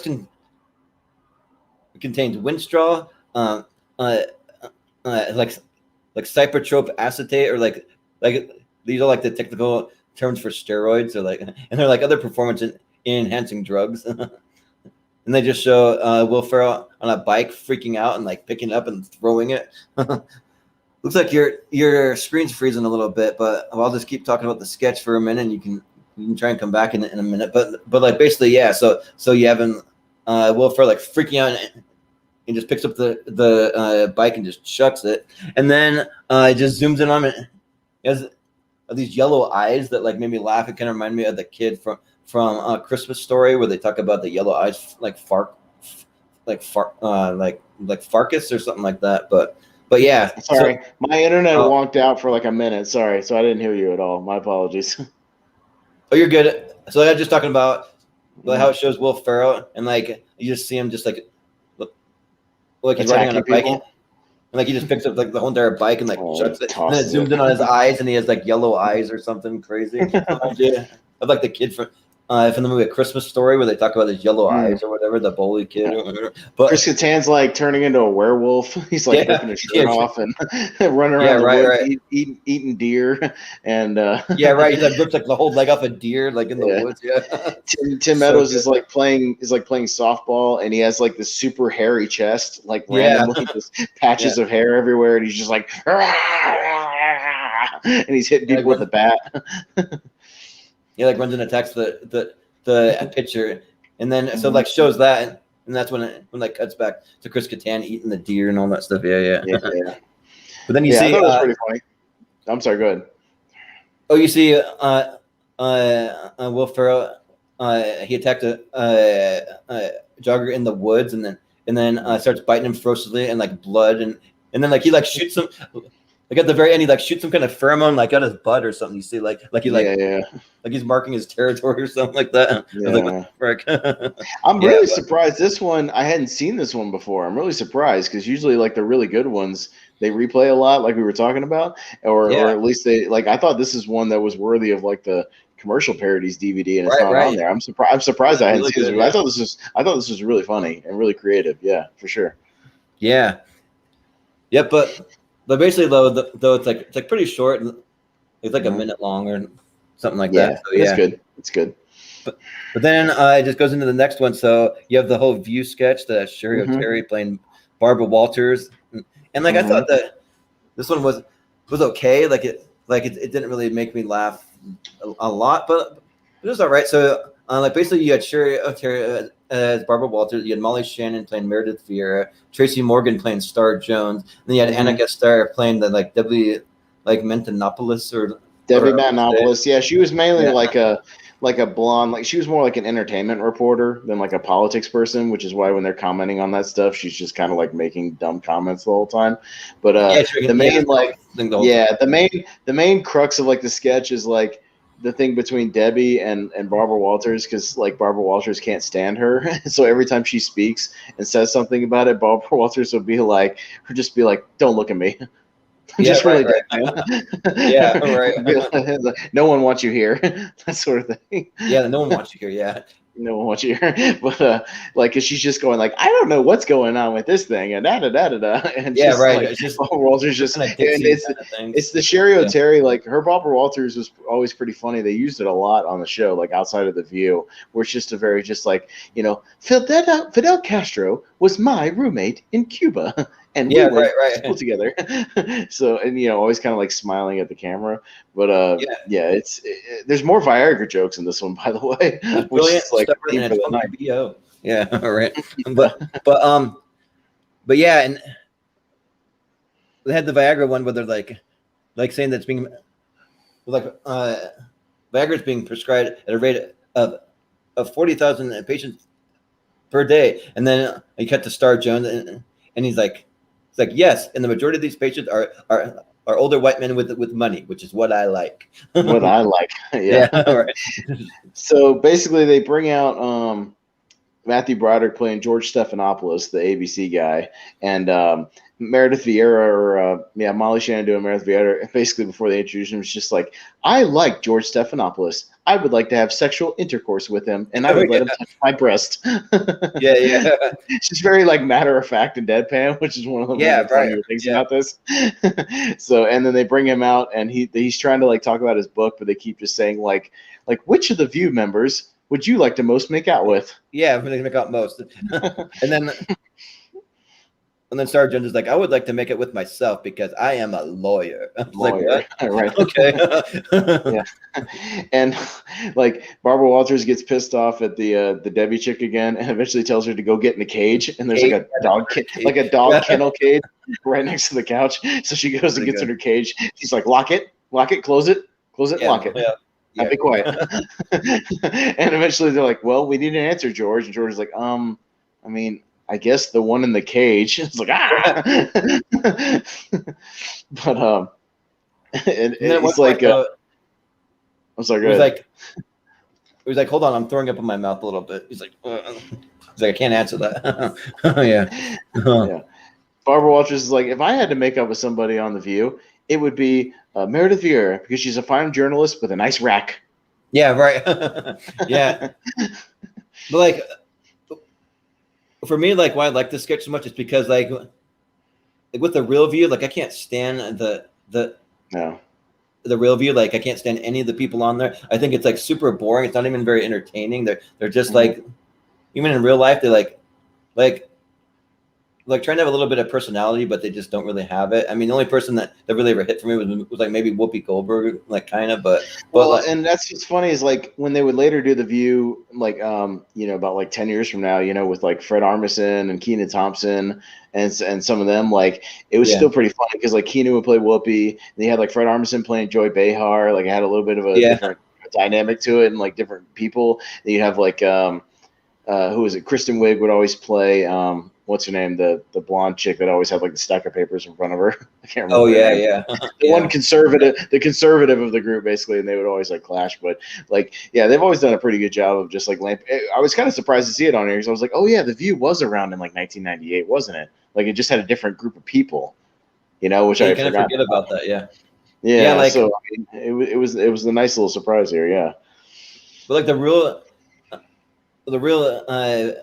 View though, like for some reason, like it's just always been one of the like the most annoying shows to me. Like, I just can't stand like all their opinions and all the things that they like get upset about. Just seems so pointless and just stupid to me. And like it's just not entertaining. Like it even kind of seems like a show for like old people, sort of, because they're all kind of older and just. Kind I think it's just one of those shows for me. I will never watch this show. All those morning shows that people just kind of like. They'll turn on ABC or whatever and just like leave it on all morning. So people technically watch it, but I don't think they really like watch it. It's like what you just have on TV when you're doing like chores in the morning, like vacuuming your house and like doing laundry. Yeah, right. I mean, it's like what you just leave the TV on, which is I'm convinced, by the way, my theory of why all these CBS shows like NCIS and all this stuff are always like the number one show on TV. It's because I'm convinced elderly people, like will flip on CBS for like the local news. They'll leave the TV on all night and just like snooze in their chair, and all these things get ratings. Yeah, like right. Complete ratings of everything because they'll just like leave the TV on all night on that channel. And like I'm absolutely convinced that it's number one show because I hardly ever meet anybody that's like, I love NCIS. Like nobody talks about it. No, nobody does. But it's like for years. But it's always like number one. Yeah, it's number one for 15 years. Like I'm convinced it's just people leaving it on after the news. But yeah, because like The View for me, like, is honestly like sort of like the ladies' man. How he talks about the de-arousal. That's like me with The View. I'm just like, whenever I need that, watch The View for the de-arousal. Like, yeah, serious.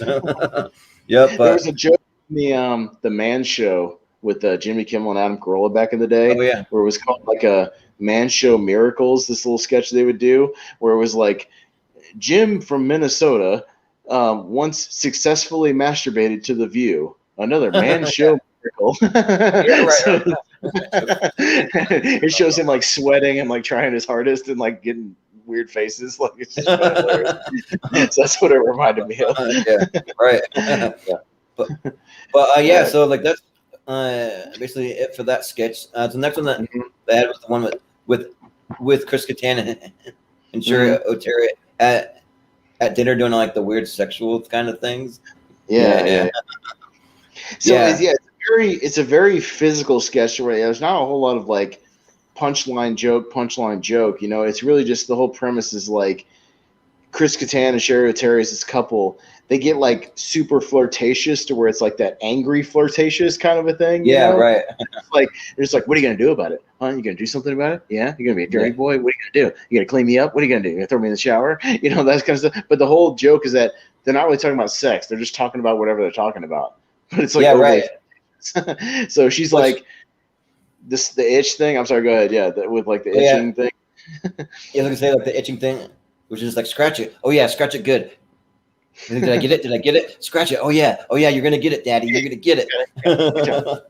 You got it. But then there's like a whole thing about them like trying to hang a picture on the wall, and then he's like staring at her butt, and then like. Well, and she's just like, 'cause she's bending up and down. She's going like, you want it higher? You want it lower? You want it lower? Is that where you want it, Daddy? You want it real low? You want it over to the side? Oh, up and down, up and down, up and down. Is that where you want it? That's where you want it. And the whole thing is just Matthew Broderick and Molly Shannon are just kind of like staring at him the whole time because they're having like really awkward.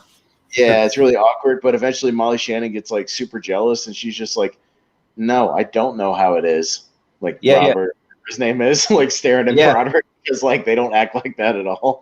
And but they're not getting the joke that they're not talking about sex. Like they're just talking about whatever they're doing, because the whole thing kind of turns about near the end where she starts doing it to Broderick, because he's just like, all right, I think we should leave. It's probably time to go. And she's like, oh yeah, you're gonna leave? Where are you gonna leave, huh? What are you gonna do about it? You gonna get out of here? You gonna leave? You gonna leave? He's like slapping him in the face. And he's just trying not to slap her. And he's like, blah blah blah blah. He's like, that what you want, Daddy? You want to leave? What do you want, Daddy? You tell me what you want. Yeah, tell me what you want. She's like, and he eventually goes, yeah, I want to have sex.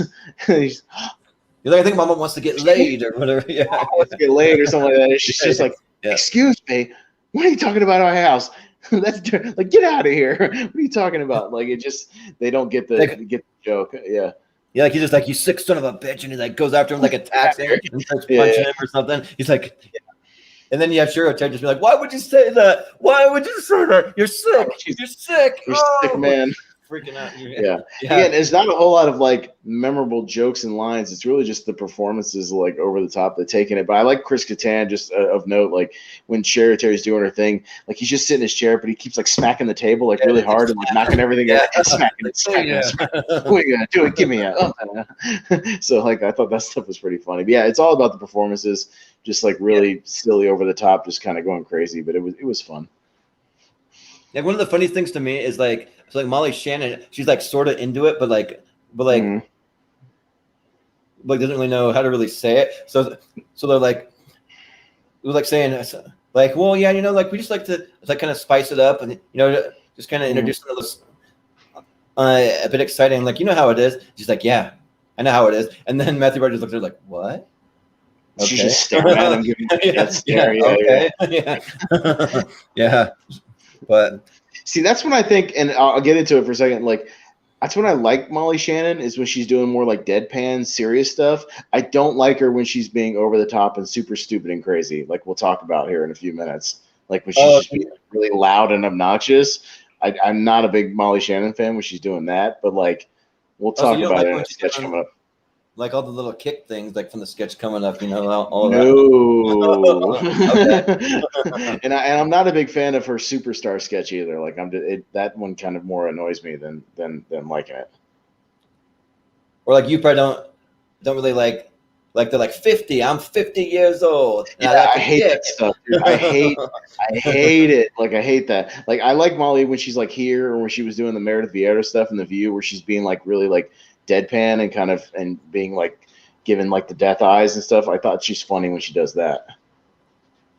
Or like the whole sweaty balls thing when they're trying to act like but again, she's being very like monotone and she's like just delivering like funny lines. I like that. I don't like when she's going just over the top and going nutty. Like it annoys me.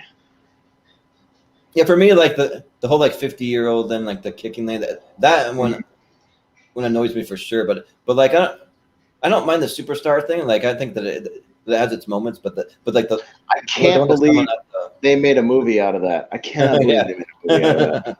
Yeah, like no. Anyways, but yeah, we'll talk about it here, because isn't the Pretty Living thing next? Yeah. Yep. So that's the next one. So like basically it's just like dude. Like Molly Shannon. This sketch sucks. This sketch is horrible, bro. Like this was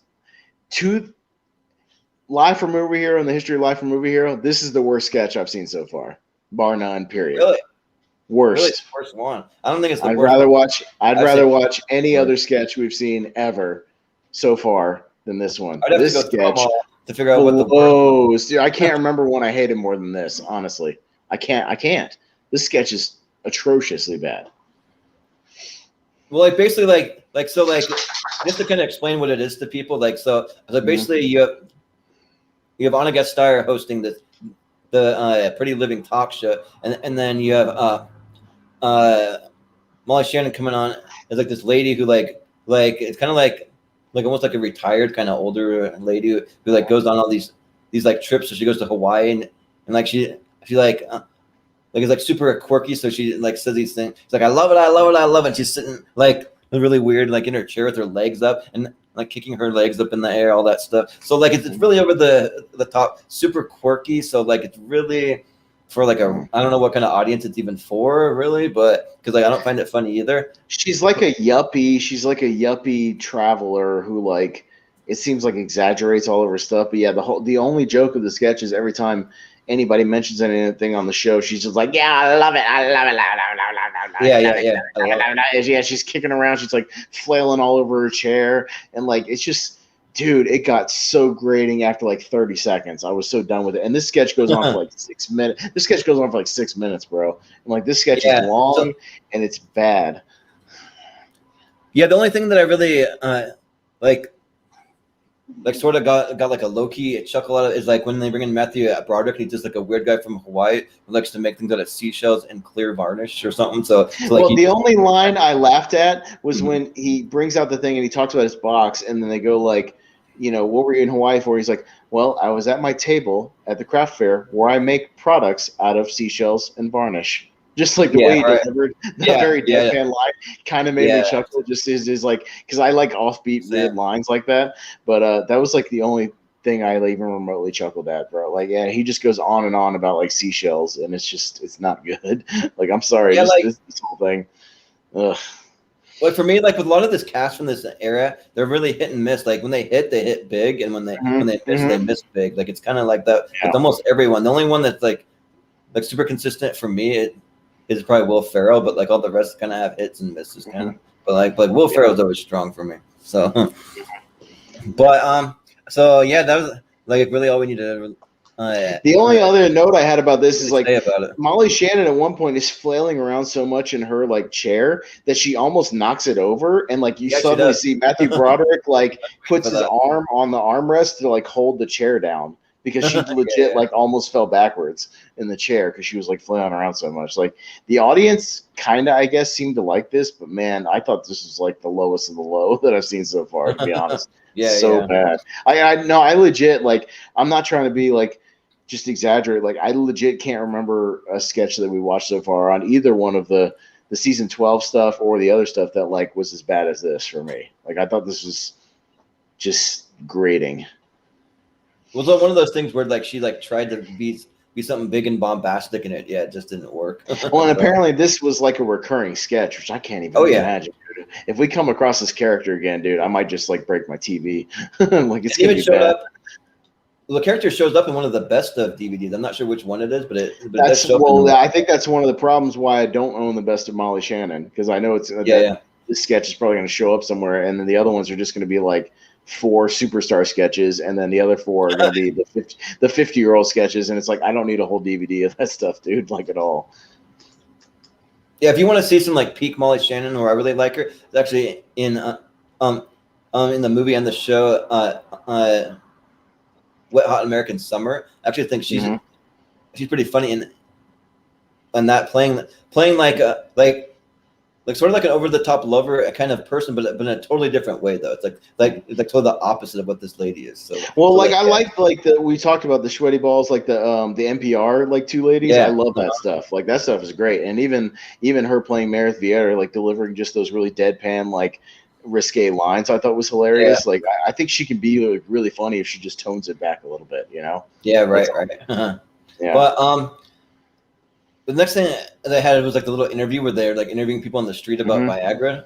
Yeah. So it was just like super random, just like basically like trying to say how like if you ask men if they need Viagra, like most of them are like gonna get offended. We're gonna defend it by and be like, hell no, I don't need Viagra. Like I can take care of it on my own. Go to hell. I don't need that. Go to hell. Don't ever ask me that again.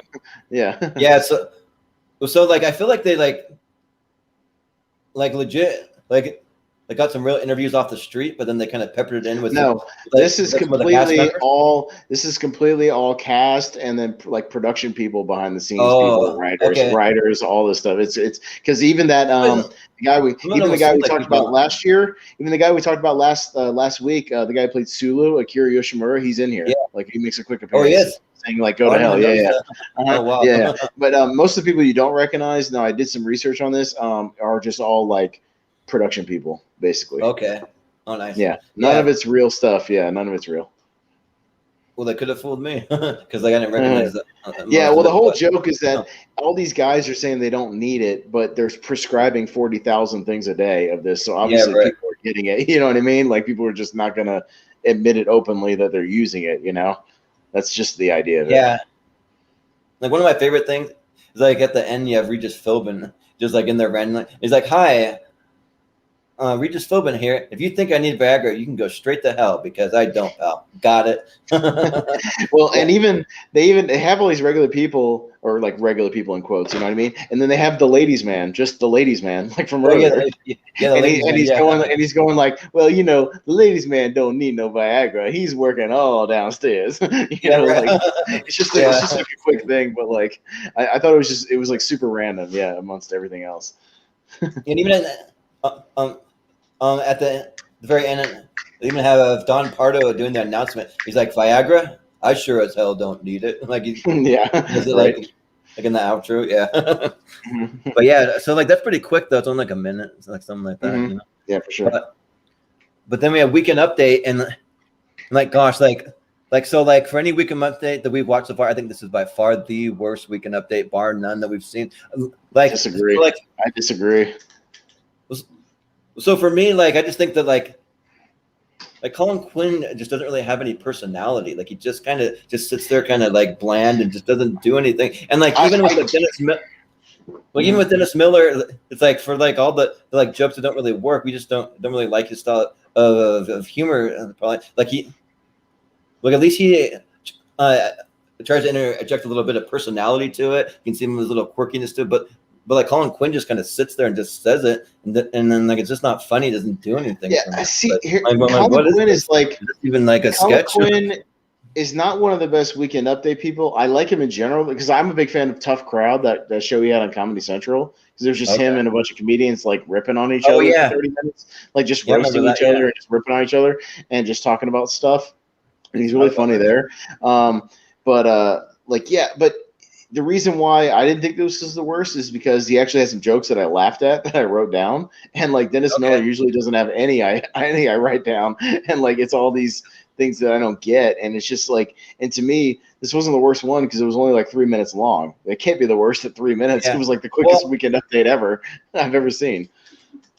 Well, I just kind of feel like he was just kind of shoehorned in there, like after Norm Macdonald left, they needed someone to just fill the spot, and they just kind of are like, "All right, well, you do weekend update for us," kind of thing. We're like literally I watched an interview with Norm Macdonald where he's like talking about like how hard he had to work to actually get the weekend update position that they made him come up with like two original sketch ideas and then original characters that he had to present to them, and like and at first he didn't get it because of like the like higher up executives that were the same ones that eventually forced him out of there. But like Lorne Michaels really liked it though. So like Lorne Michaels really fought hard for him. So eventually ended up getting it. But like here, I just kind of felt like that, like they didn't really have anybody else to do it. So they're like, "Colin Quinn, will you do it?" Well, but like then again, if you think about this cast, like who else was going to do it besides him?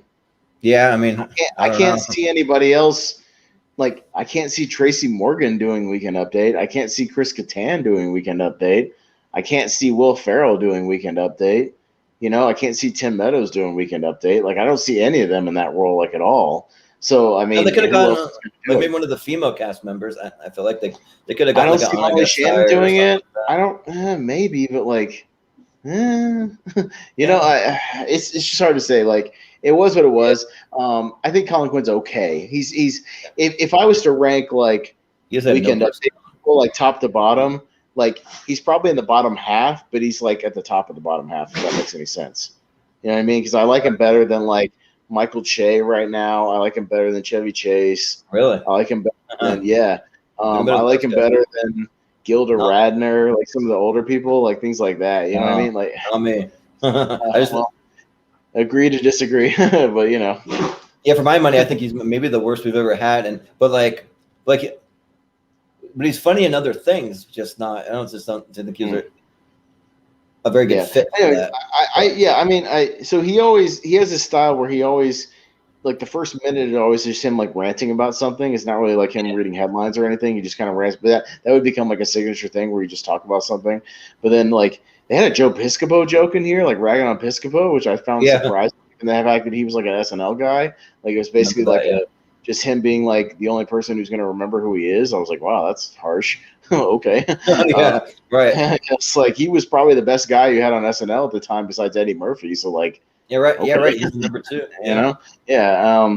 There was a Monica Lewinsky joke about them trying to get like a table at a restaurant and him being like, her being like, who do I got to blow to get a table around here? Like, I thought that was pretty funny. And then there was one about like Yasser Arafat, like Palestine, like naming a airport after him after he like blew up airports or blew up airplanes. And it was like, and he was like, that's like putting the Unabomber on a postage stamp. Which I thought was right. So, I mean, I have to, like, I laughed at 3 or 4 of the jokes, which is more than I can say for most of the Dennis Miller stuff we see. So, like, I can't say it's the worst. Well, just me personally. Well, for me, like, I just think it's like more of his delivery, because like some of the like jokes were actually like how they were written was actually funny, but just like he just really didn't really. Can I give you an example of how every Colin Quinn delivery goes on Weekend Update? Yeah. So he does this, and then he did this. Yeah, pretty much. And then he just kind of like frowns and stares at the camera. Like that's every one of his joke deliveries. It's just like ba-da-da, ba-da-da. Is like that like his whole personality, or like did he have anything more than that kind of thing? But I think he was. Like I said, he's better on like something like Tough Crowd, where it's just like him riffing with comedians and like just ragging on each other. Like he can be like really sarcastic and funny and stuff. So just I think they were in a tough spot, you know, and he wouldn't last long. He just lasts till Tina Fey and Jimmy Fallon take over in like 2000 or 2001. So it's not really that long. Yeah, like I think that like he only did it for like 1 year or something like that, or maybe even like 2 years. I think it was like 2 years. I think it was like 98, 99 he did it, and then like I think Tina Fey took over at that point, or Tina Fey and Jimmy Fallon, whatever. Okay. Yeah. So, anyways, we can move on from that. But yeah, a little debate over Weekend Update, but you know, it's fine. It's all good. No, it's all good. Like, yeah, we all have our own preferences. I do think that like some of the jokes were written pretty well, but like it just could have been delivered a little better for me. But so next thing that I had we had a Natalie Merchant performance. And I think Natalie Merchant only performed once because of Tenacious D, I think. I want to say. Yeah, she only did one. And the song, again, I did what I usually do. I looked up the song, and again, I found it was another song that they play on my work music every day that I have to hear every day. So really? I quickly took it off. Yeah. Oh, really? Yeah. I recognized it like me. I was like, oh, God. Yeah. So we've counted that twice so far with one of the older ones and one of the newer ones. Ugh. Well, at least it's a song that I've heard before, because like it's that one that's like na na na na na na na na. Yeah, no, that's why I know it, because I have to listen to it every day. I know that song. Yeah, right. Again, I don't always know who does it, but as soon as I hear it, I'm like, oh God, yeah, that song. Right. Yeah, right. But the next sketch that we had was the Celine Dion show. So you had. I didn't get a chance to see it. The only thing I could find was a very short clip of her like opening thing where she's like singing. That's the only thing I could see, and a short interview with Anna Gesser like talking about it. That's pretty much all I could find, unfortunately. Well, you didn't really miss a whole lot. Like I didn't really think that it was like super funny, but it wasn't terrible. Like it's kind of like one of those middle of the road. I mean, like on a scale 1 to 10, I give it like a 5. I got to make this point. There's a lot of talk show sketches on this episode. Like it's like 4 talk show sketches when you think about it. Right. Yeah. Like I think there's like something like in the late 90s they really got into that. In the early 2000s, this one like heavy on the talk shows. I don't know. Yeah. Anyway, sorry. Go ahead. But definitely the reason why you didn't get to see it was for the copyright reason, because you had them singing all their music and like playing. Well, isn't she just singing the Titanic song like at the beginning? So that's probably why, right? Yeah, exactly. Yeah, so we can't put that on there. And so I've never heard Celine Dion's voice in real life, but she's French Canadian, I guess. So she kind of has like a French accent, I guess. Which so I go kind of heavy into the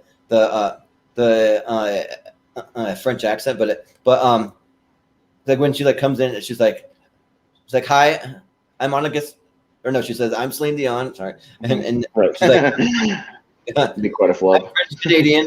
I'm really skinny. And guess what? I'm the best singer in the entire world. Welcome to my show. So she's just talking about like how like God gave her like the greatest voice in the entire world. And then she introduces her manager right off the bat, and she's like, my manager took me straight to the top of the charts. Please welcome my father. I mean, my husband, Remy. So I don't know if like that was like some kind of joke, if it was like a real life thing that she had a husband that was like 30 years older than her. It's a joke. Maybe that's what it was. Okay. Yeah. A guy that looked like Sean Connery or something. You know what I mean? Like some dude that looked super old. Yeah. Yeah. So basically, you just have Daryl Hammond come out and like he immediately starts making out with her or something, and then like they give him gray hair and everything. So like he like almost looks like Sean Connery. Yeah. But I don't think they're still together, but I think at the time that was like a thing in the tabloids or whatever. Yeah, something like that. Okay. But so she starts talking about some of her backup singers, which like I'm not like a huge Celine Dion fan, so I'm not like super familiar with like some of her videos and stuff. I know her music obviously because she's so famous, but she mentioned all the backup singers. So she has Mariah Carey. So you have Sherry O'Terry playing Mariah Carey. Then you have Gloria Stefan, which you have Matthew Broderick playing it. Gloria Stefan, yeah. Gloria Stefan dressed in drag there, and then you have Shania Twain played by Molly Shannon, and for some reason like she can't like pronounce Shania Twain's name. She's like my backup singers today are my very first guests. We have Mariah Carey, we have Gloria Stefan, and we have Shania Twain. Shania Twain. Yeah. So, but basically, though, it's just them kind of riffing back and forth with each other, and then she like tries to get each one of them to sing one of their hit songs, but then she always just like jumps in the middle and like starts taking over. She starts singing louder and like trying to outdo him because like she thinks she has the greatest voice in the entire world, and so like basically they just go around the horn and have each of them do it, and then when they get to Gloria Stefan, like he's kind of fighting. So like Matthew Broderick, he's just like he's like, no, I'm not gonna do it. I'm not gonna sing. He's like, come on, sing. He's like, I know what you're gonna do. I'm gonna start to sing, and you're gonna get up and act like an ass and just drown me out, right? And then so like he like gets up to sing, and then she like does it. She like drowns him out, and then like afterwards he just sits down and like looks at her, kind of deadpan, and he's like, you are a freak. Just like says out of nowhere, but the way that he delivers it is just like pretty good though. But like basically though, that's pretty much all it is though. Like there's not really like a lot to it. There's not really a lot of jokes. It's kind of more just like them singing back and forth and just kind of their like energy. The only other thing I found online about it was excuse me, an interview with Celine Dion talking about how she liked the parody. She was okay with it. That's pretty much it. Okay, nice. Well, yeah. Anyways, there you go. Get her approval, right? Right. But so the next one that I had was the Prime Minister. Questions to the Prime Minister. Yeah, from C-SPAN. Mm-hmm. Yeah, so for me, like it was like really hard to like pull a lot of quotes because they just like are just like saying like all this random stuff with like some thick accents and stuff. But basically the like premise is like they're in some kind of meeting of like Parliament or something like that, and then they're just going back and forth with all their like British like way that they speak, and they're like trying to speak with like super fancy. Then you have Will Ferrell that comes out of nowhere, he keeps talking about Teletubbies for some reason. Here's the thing: so a little background on this. This is technically a recurring sketch because they did this a year prior when Mike Myers hosted in '97. They did this sketch, in that sketch, do you remember he played John Majors, the guy at the time, and Will Ferrell plays the same character. Daryl Hammond plays the same character, the same politician or whatever. And just in that one, Will Ferrell keeps standing up and going, "Would the Prime Minister agree with me that Oasis is the greatest British band since the Beatles?" Oh wow! And that one, he's obsessed with the band Oasis instead of in this one he's obsessed with Teletubbies. But he keeps talking about like, will we not agree that Oasis is the greatest thing that's ever happened to Great Britain? And then Daryl Hammond's recurring thing is in that and the Mike Myers. So basically, what I'm trying to say is, if you want to see a better version of this sketch, go watch the Mike Myers one when he hosted in '97 because it's better.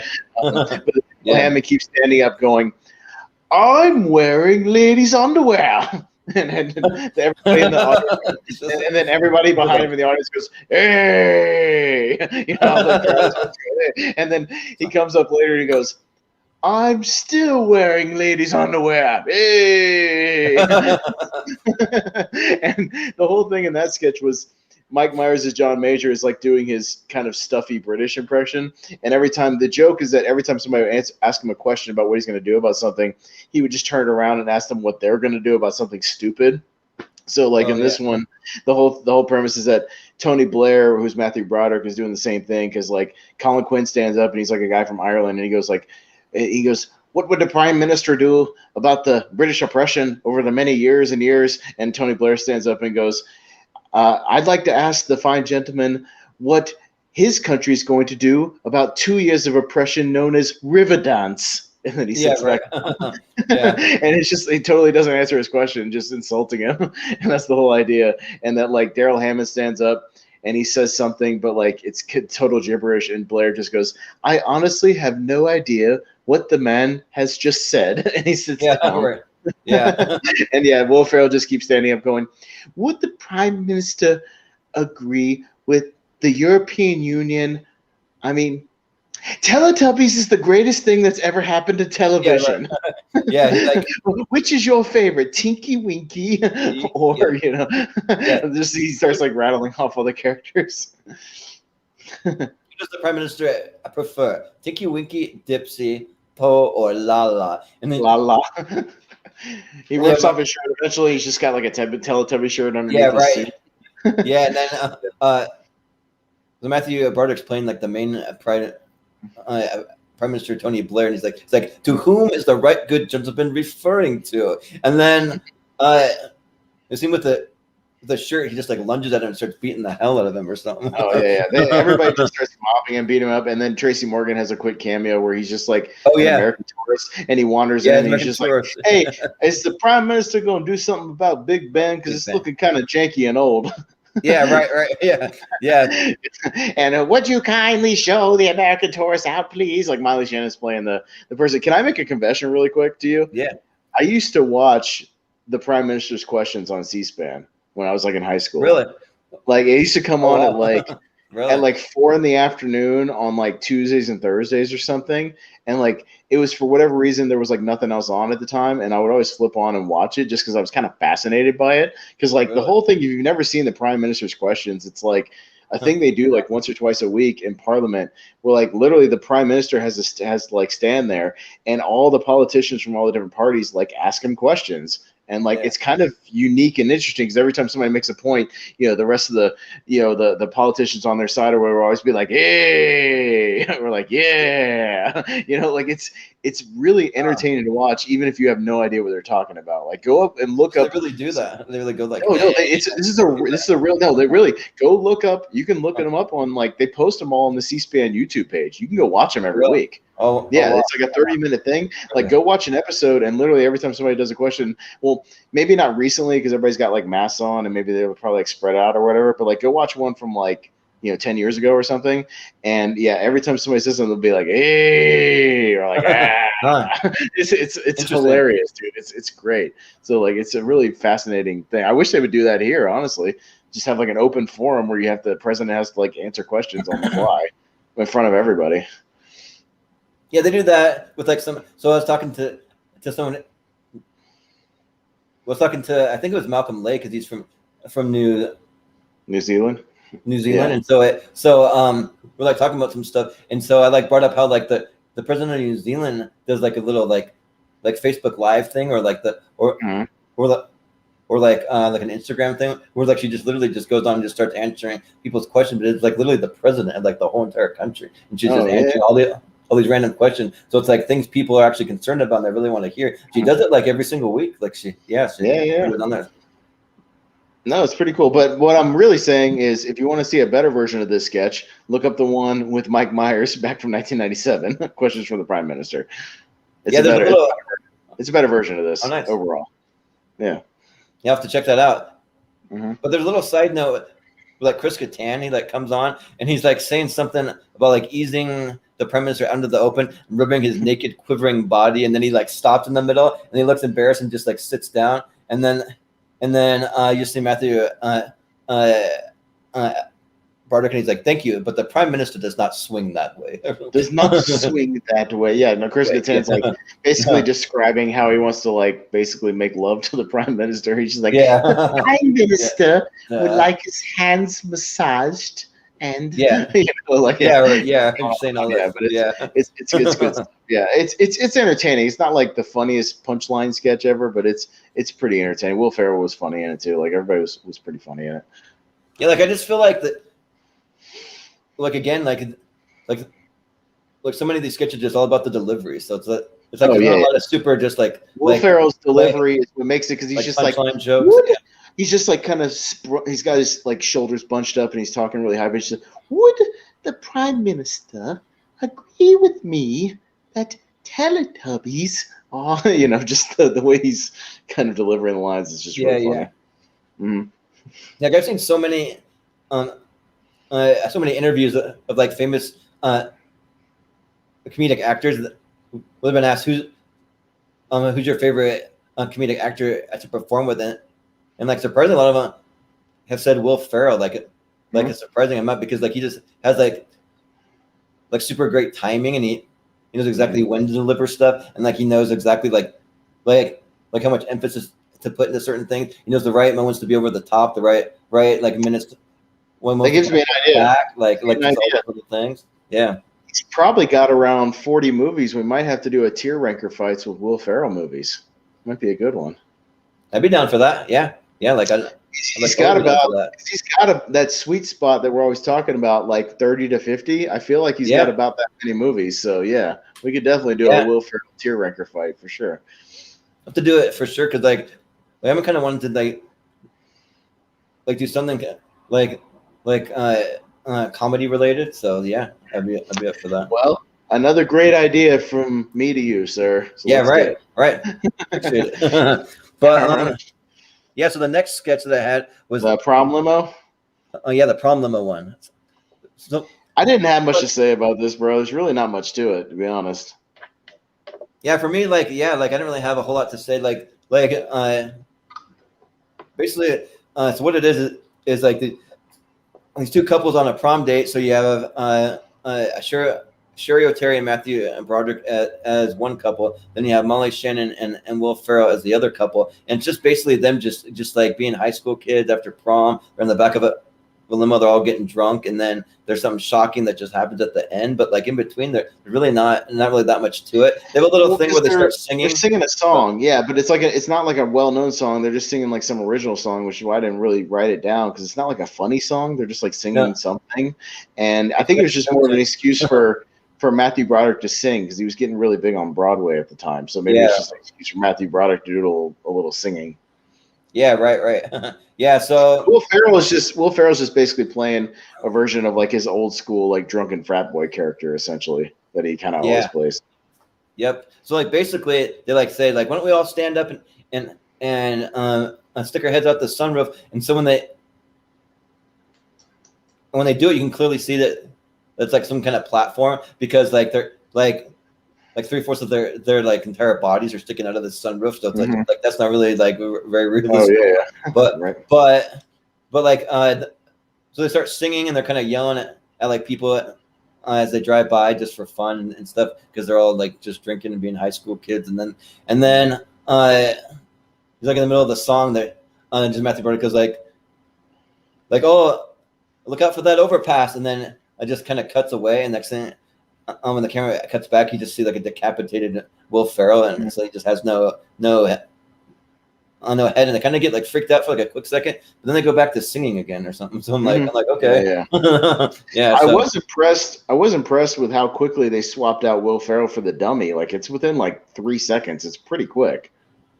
It is, yeah, and it looks kind of like he's in the same exact like in standing position. Yeah, they did it really, really fast. Like I was kind of impressed by that. Yeah, they shot that thing up really quick.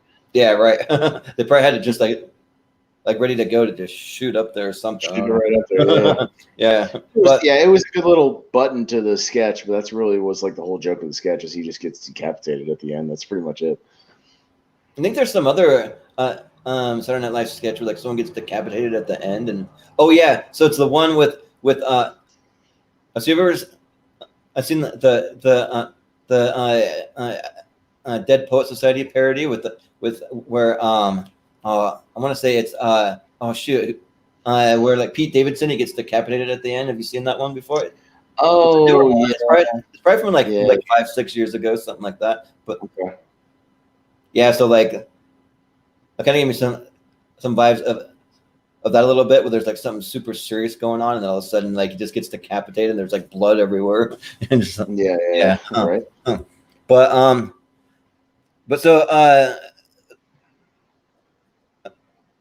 see, so the next one, let's see. Oh yeah, so they had Tenacious D, but I was looking at my notes here because I made a little side note that like they had Matthew Broderick come out on the stage and read a little card. So he's like, our next guest asked me to read this card. Have you ever had your ass whacked?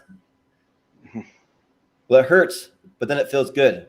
Really good. Well, that's a lot like our next guest, ladies and gentlemen, Tenacious D. It's like, okay, right. Yeah. They do a similar thing in the Tenacious D movie, that Pick Up Destiny movie, where the first time they go on stage, they have like the MC read like a card, and it's like, well, can you imagine if Black Sabbath and Metallica and Motorhead all had a baby, and that baby was like a god, sort of a thing. And he's like reading from a card, the same thing. Yeah. Like a custom intro. But yeah, like I didn't have this on my thing.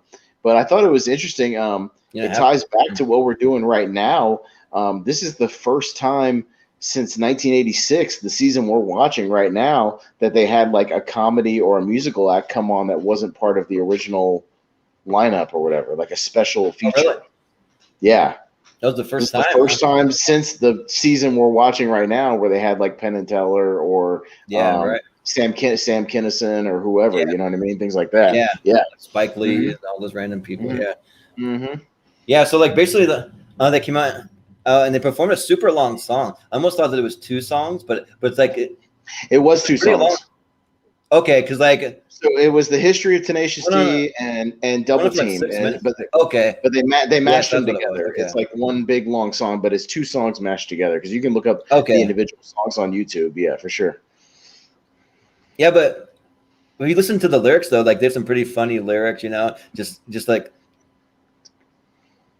talking about their rise to power, and like all the epic things Tenacious D was done, like riding with the kings on mighty steeds across the devil's plain, or walking with Jesus and his cross, or running with the wolves, or climbing K2, just like all these crazy things, or like moving and traveling through space and time, so like they just like sing about all these kind of epic things, and like they get a lot of vibes from like comedy, but they also get a lot of vibes from like classic rock and stuff like that. So like I've always been a pretty big Tenacious D fan. Like I really like a lot of their I've never really explored any of their music. I'm not really like a fan. I saw the movie in theaters just because I go to the theater all the time. So like when the movie came out, I watched it, because it was something to watch. But I really wasn't familiar with them, and I'm still not really like super familiar with Tenacious D. I know it's still, despite the fact that Jack Black's like a big star, I still feel like Tenacious D has like a cult following,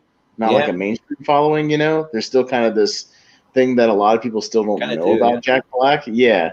So even with that movie, because I remember when that movie came out, he was like super excited, and the movie kind of bombed at the box office. Like nobody saw it. Mm-hmm. Like it had a really bad opening weekend. But of course it's become like a cult classic because again, Tenacious D is more like a cult thing, I think, not than mainstream.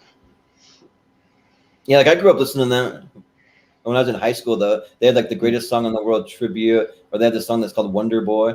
Wonder Boy, what is the secret of your power? How about the power of flight? That do anything for you? Or how about the power to kill a man from 40 yards away with mine bullets? that's telekinesis, Kyle, or like they just say like off the wall, just random stuff. So like one of the fun things is that when I was in high school, we used to do our like Friday videos. We'd also would be in charge of the morning announcements. We had like our little news show that we would broadcast to the school. So like I was on it pretty frequently, but like they always let us pick one of the like end songs to like close it out with, and I'd pick Tenacious D songs pretty often. I probably threw in some Tenacious D like 10 or 15 times, something like that. So like I was a fan back in high school. I haven't really listened to them like a lot since, because like a lot of their stuff is just kind of, I don't know, like it's like really over the top. Like they have a song that's like pretty much the F word, like the whole song, like over and over again. It's called like "Fuck Her Gently," and that's just the name. So, but yeah, but it's just like yeah. So they kind of have some stuff like that's like a little like so over the top that I kind of don't find it as funny when they go too far. But like that's kind of the point of them, though, that they're kind of over the top. So yeah, but I'm a fan. So yeah. I read a rumor that so they did this on here, and it was, again, like I said, it was the first time them bringing on like an outside comedy actor, or whatever you want to call it, on the show. That I also heard a rumor a long time ago that Jackass, like the Johnny Knoxville, Steve-O, like Jackass stuff, was originally going to be part of SNL. Like they were going to do sketch, like the stunt things were going to play like as little side bits on SNL episodes, and then it didn't actually work out like that. And then MTV obviously picked it up, and the rest is history. But like that was kind of rumored that was going to start like that. But it must have been interesting to see Jack Black on here in 1998, kind of still before he was famous, because he was doing acting roles, but like around this time he was like a side guy in like Enemy of the State and like Waterworld, like these random movies. Yeah, he was just, High Fidelity was really his breakout, but that wasn't until 2000. That was 2 years after this. Oh wow! And so he had High Fidelity, and then he had like Orange County and Saving Silverman, which were kind of like some of his breakouts around like 2002, and then he had School of Rock in 2003 and blew up. So, but yeah, like he didn't really break out in acting wise until like High Fidelity. He was just like, you go back and watch Enemy of the State, he's like one of the random CIA guys that's like watching Will Smith, him and like Jamie Kennedy are just like, all right, he's going down the alley, he's climbing up the ladder, and like he's not doing anything funny. It's like being a guy, and then you're like, oh, it's Jack Black. Like that's weird. Yeah, so it's kind of interesting. Yeah, I remember Enemy of the State, that like when it came out, like I really liked it, but that movie does not hold up. Like I've gone back to try to watch it, I'm just like, it only holds up in that you go back and watch it and see all these like random people that are stars now that were just like side nothing pieces in that movie, Yeah, right. but yeah, so the next sketch that I had was the Comic Minds with Matt Piedman, where they have like the little comedy duo. Yeah, I didn't get a chance to see this, but I know the premise of it, that it's kind of like instead of Cheech and Chong as like stoner comics, they're like PCP comics. Is that the premise of it? Right. Yeah. Okay. Yeah.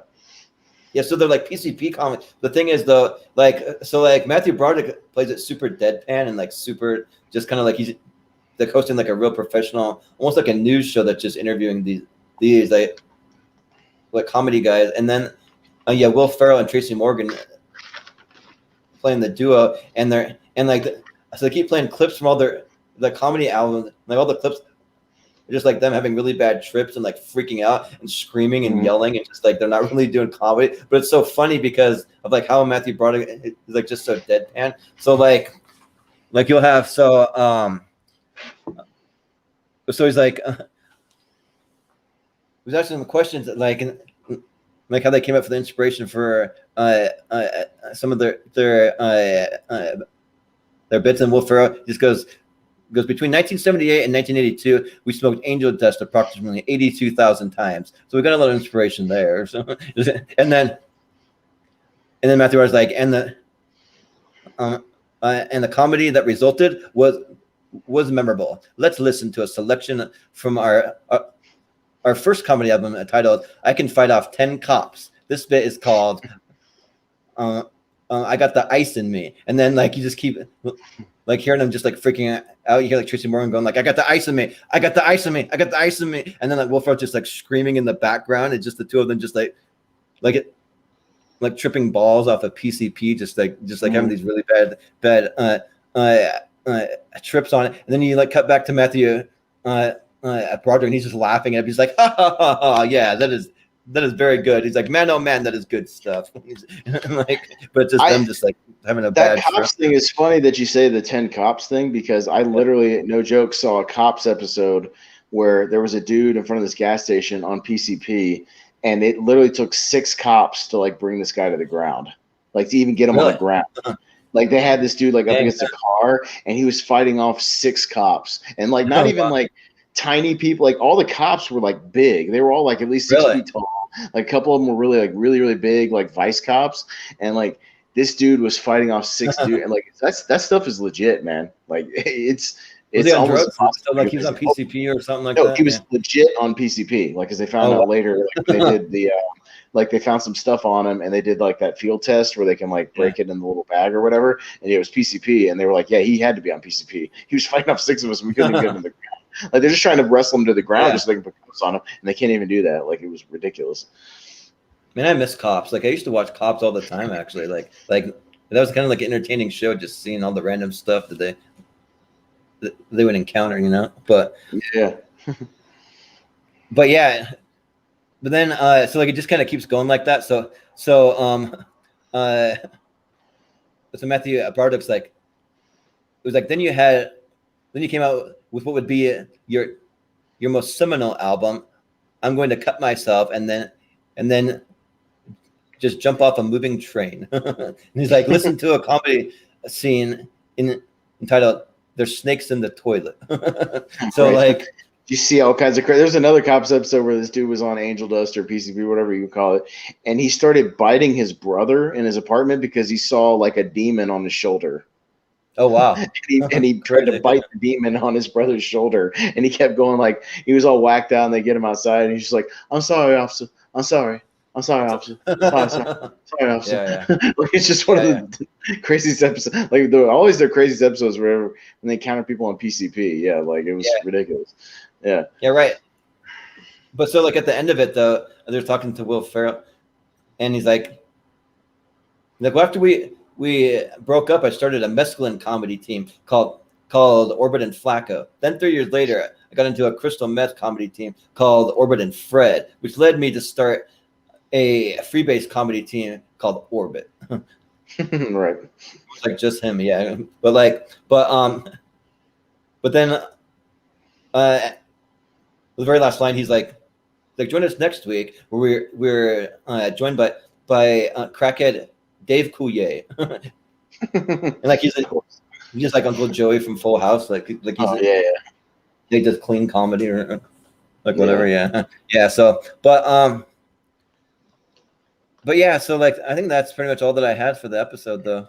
So yeah, that's it. That was it. But like I just kind of feel like too, like one of the things I want to like mention, so like you have different like eras of Saturday Night Live where like they like do like a lot of different things. So like the whole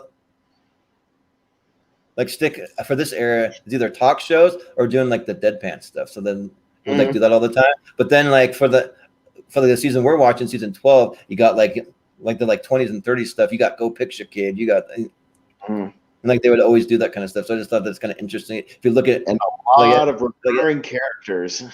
yeah, right. A lot of recurring characters over and over. Yeah. So yeah.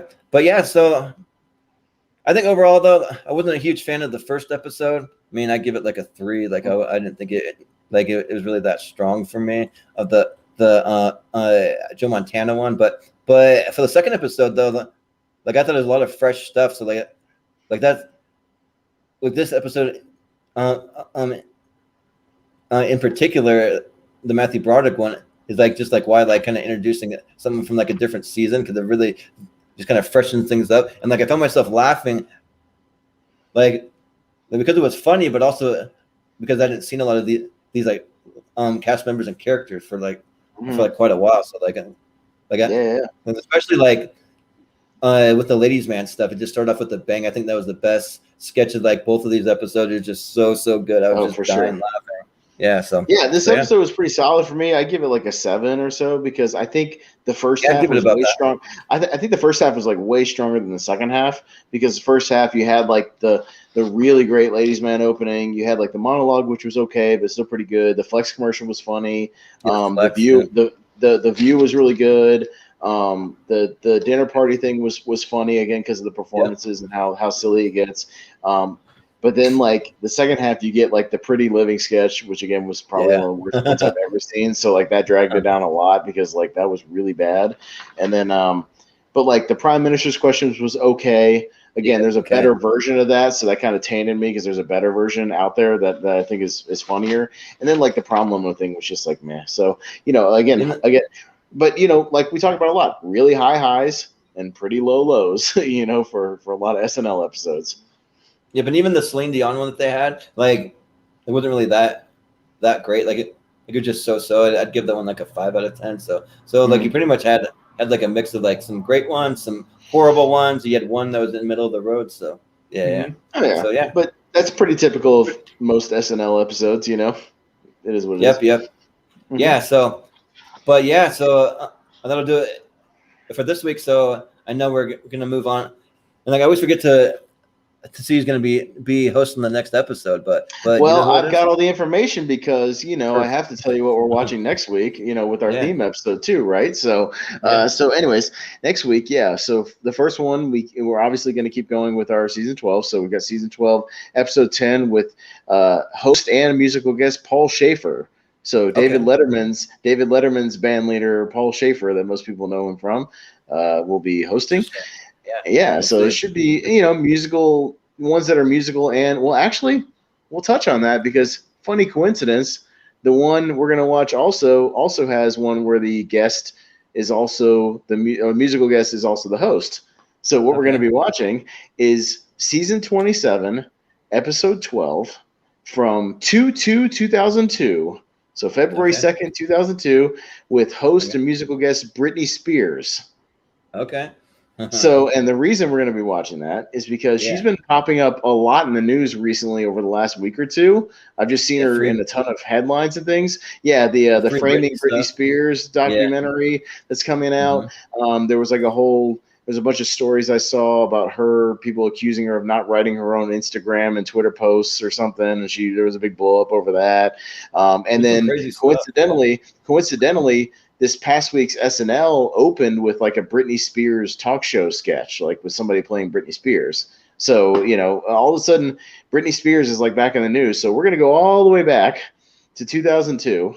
And she's actually hosted twice. She hosted in 2000 and 2002. So I picked the 2002 one mainly because, and I won't tell you what it is, but it has one of my personal favorite sketches of all time. And we'll get to it. Oh, nice. Yeah, not like a character thing or whatever. Just one of my personal favorite sketches ever. So we'll save it. We'll leave you on a cliffhanger what that's going to be. Maybe you can figure it out when you watch it. But because I can't remember if I've seen this episode. Probably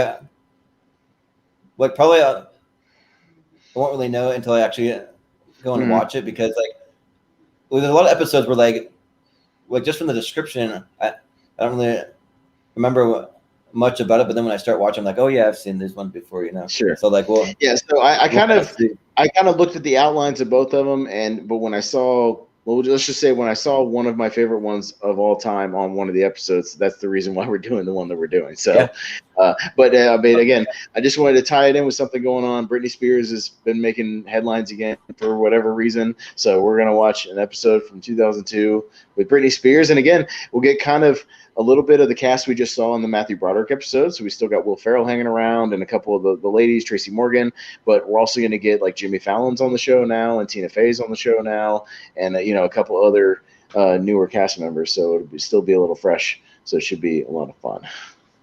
Cool. Yeah. And like, I just want to kind of highlight this just because we're like doing like a comedy thing, talking about Saturday Night Live. We might have had a little bit of a troll over in the comment section, but I'm just going to throw it up there because it makes me laugh. Someone put D's nuts up there. So just because we're doing it, like comedy thing. I just thought that was kind of funny. If you were doing something more serious, I'd probably just ignore that. But was his handle Godzilla's World though? So maybe that ties into it. Yeah. All right. Yeah, it's Godzilla's World, so that's kind of interesting. How like we're like doing a Godzilla episode. So well, you can like, see Godzilla's nuts in the thumbnail you made for the video. They're kind of just hanging at the top of the screen. So maybe that's the reason.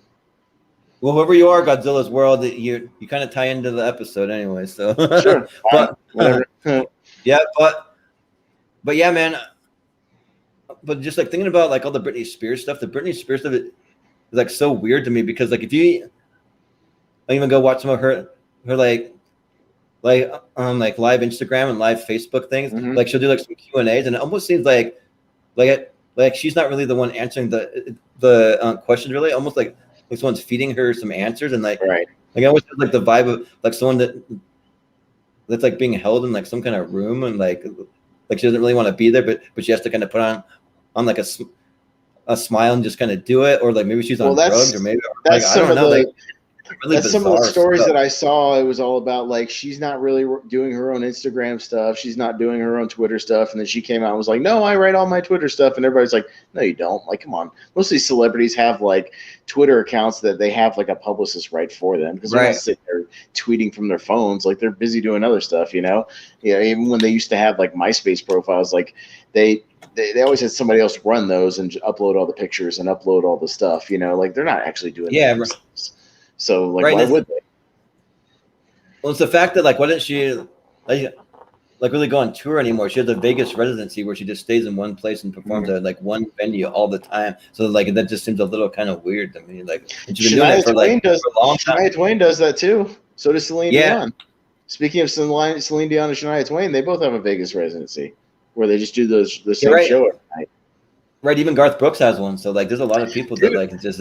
It's not, from what I've read, it's not a bad gig, bro, because these hotels would, like, cut a contract with them, and they'll pay them, like, a lot of money. Like, a lot of money. Like, I'm talking, like, 7 figures, a lot of money, to, like, do a 6-month stint at, like, whatever hotel or resort they're at or whatever, you know, with their own theater. And they just literally do, like, 4 days a week or whatever it is. They do like a 2-hour show 4 days a week, and they get paid, like, 7 figures. It's crazy. Yeah, right. And I imagine it's like super easy than having to lug all their equipment halfway across the country or around the world and everything. They set right up. They set everything. The stage is the same every night. You know, but think about this though. About for the backup, you know, the performers, you know, the dancers or like the band, you know, like they're working. They've got a guaranteed like 6-month job where they're getting paid every night, and they don't have to travel. They're just like they're probably living out of a hotel room, but like at least you're not moving around the country, you know, every night. Like it's a pretty good gig, like for what it is, if you can get it. Yeah, and that way, like certain artists will like have the freedom where like they can perform in that same place. If they have some like weekend they want to go do like a random show in some like city, they'll just go do it.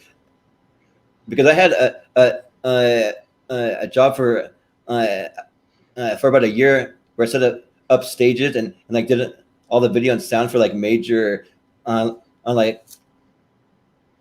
A-list concerts. So like we did Garth Brooks, we did like Lady Gaga, we did Katy Perry, we did Paul McCartney, we did Metallica, we did like a bunch of really big name people. So like it was a lot of fun. Like I kind of miss doing that. We got to go to all the shows for free. Like even for like Garth Brooks, I got to go backstage and set up his like personal VIP like dressing area. So like we were like unloading his guitars and like this is something that like I'm sure like Garth Brooks watches little tiny things like this, but I actually pulled out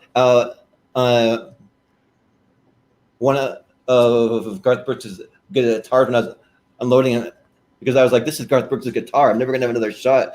And like strumming a couple chords on his guitar. So just like this is a little ditty that I call The Long and Lonesome Road. And I just like strummed a couple like chords really quick. So like that was a fun gig to have. So but yeah, like it's like but it makes sense though, like when they have those residencies, but like the Britney Spears thing just seems a little odd. So like I have no idea what's going on there. Yeah. And, like who knows? Like we may never know like what's really going on. Who knows? Anyway, so it's a nice coincidence that next week we're going to be talking about 2 different episodes that have both a host and musical guest as the same person. So we've got Paul Schaefer and we got Britney Spears. So that should be interesting. So yeah, it should be kind of fun. We'll see one from one era and one from another area. So we'll see how that goes. Yeah, and like I'm pretty curious to see how the Paul Schaefer one goes, because like I'm always someone that like kind of like found him a little annoying. Like I always thought he was kind of weird, but like you never know. And like when we were in high school, we used to make our little Friday videos. We do a lot of David Letterman parodies where we're doing like some top 10 lists, and like we have a guy that was like do a super good David Letterman impersonation, and then like he'd be doing the top 10 list. And we just make up random things. Usually we'd have to tie it into some kind of school event, because like they wanted us to like do that with the videos. They'd say like you can like do whatever kind of videos that you want, as long as like somehow you tie it in with something school related. So we would always my favorite was always Norm Macdonald when he would do his David Letterman. Do you remember that? Yeah, He did a pretty good David Letterman. He'd always be like, hit a punchline, but it wasn't very funny. But he just keep going back to it. He'd be like, "Oh, this guy was like, oh, you got any gum? You got any gum?" And they would cut to Mark McKinney playing Paul Schaefer. Who always just be like, just doing that really like just deadpan laugh. Like those are some of my favorite things, dude. Like just like. Again, just going back to Norm Macdonald's awesome. Like, I don't see how people can't find him funny. He's great. Yeah, right. But, we'll talk about Norm Macdonald. I'll have to find us a theme one that ties into like 1995, so we can talk about Norm Macdonald. But we'll figure it out.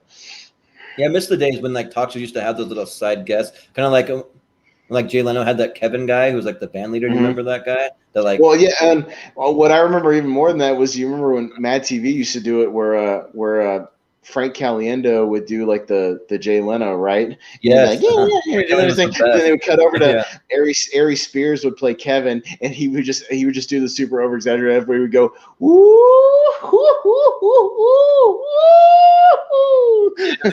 just leaning back on the stool, just laughing at like the dumbest things. Like, I love all those parodies from like back in the day. Yeah, it was so great. Yeah. Same Anyways, here. we're gushing and being nostalgic and being silly, but yeah, we need to wrap it up. Yeah, right. There's only a little bit of time for some shenanigans and just goofing off a little bit on the show. We're just you know, again, we're both like SNL geeks, so we just love geeking out over this stuff, you know, just random memories, you know, of us watching SNL over the years. Always fun.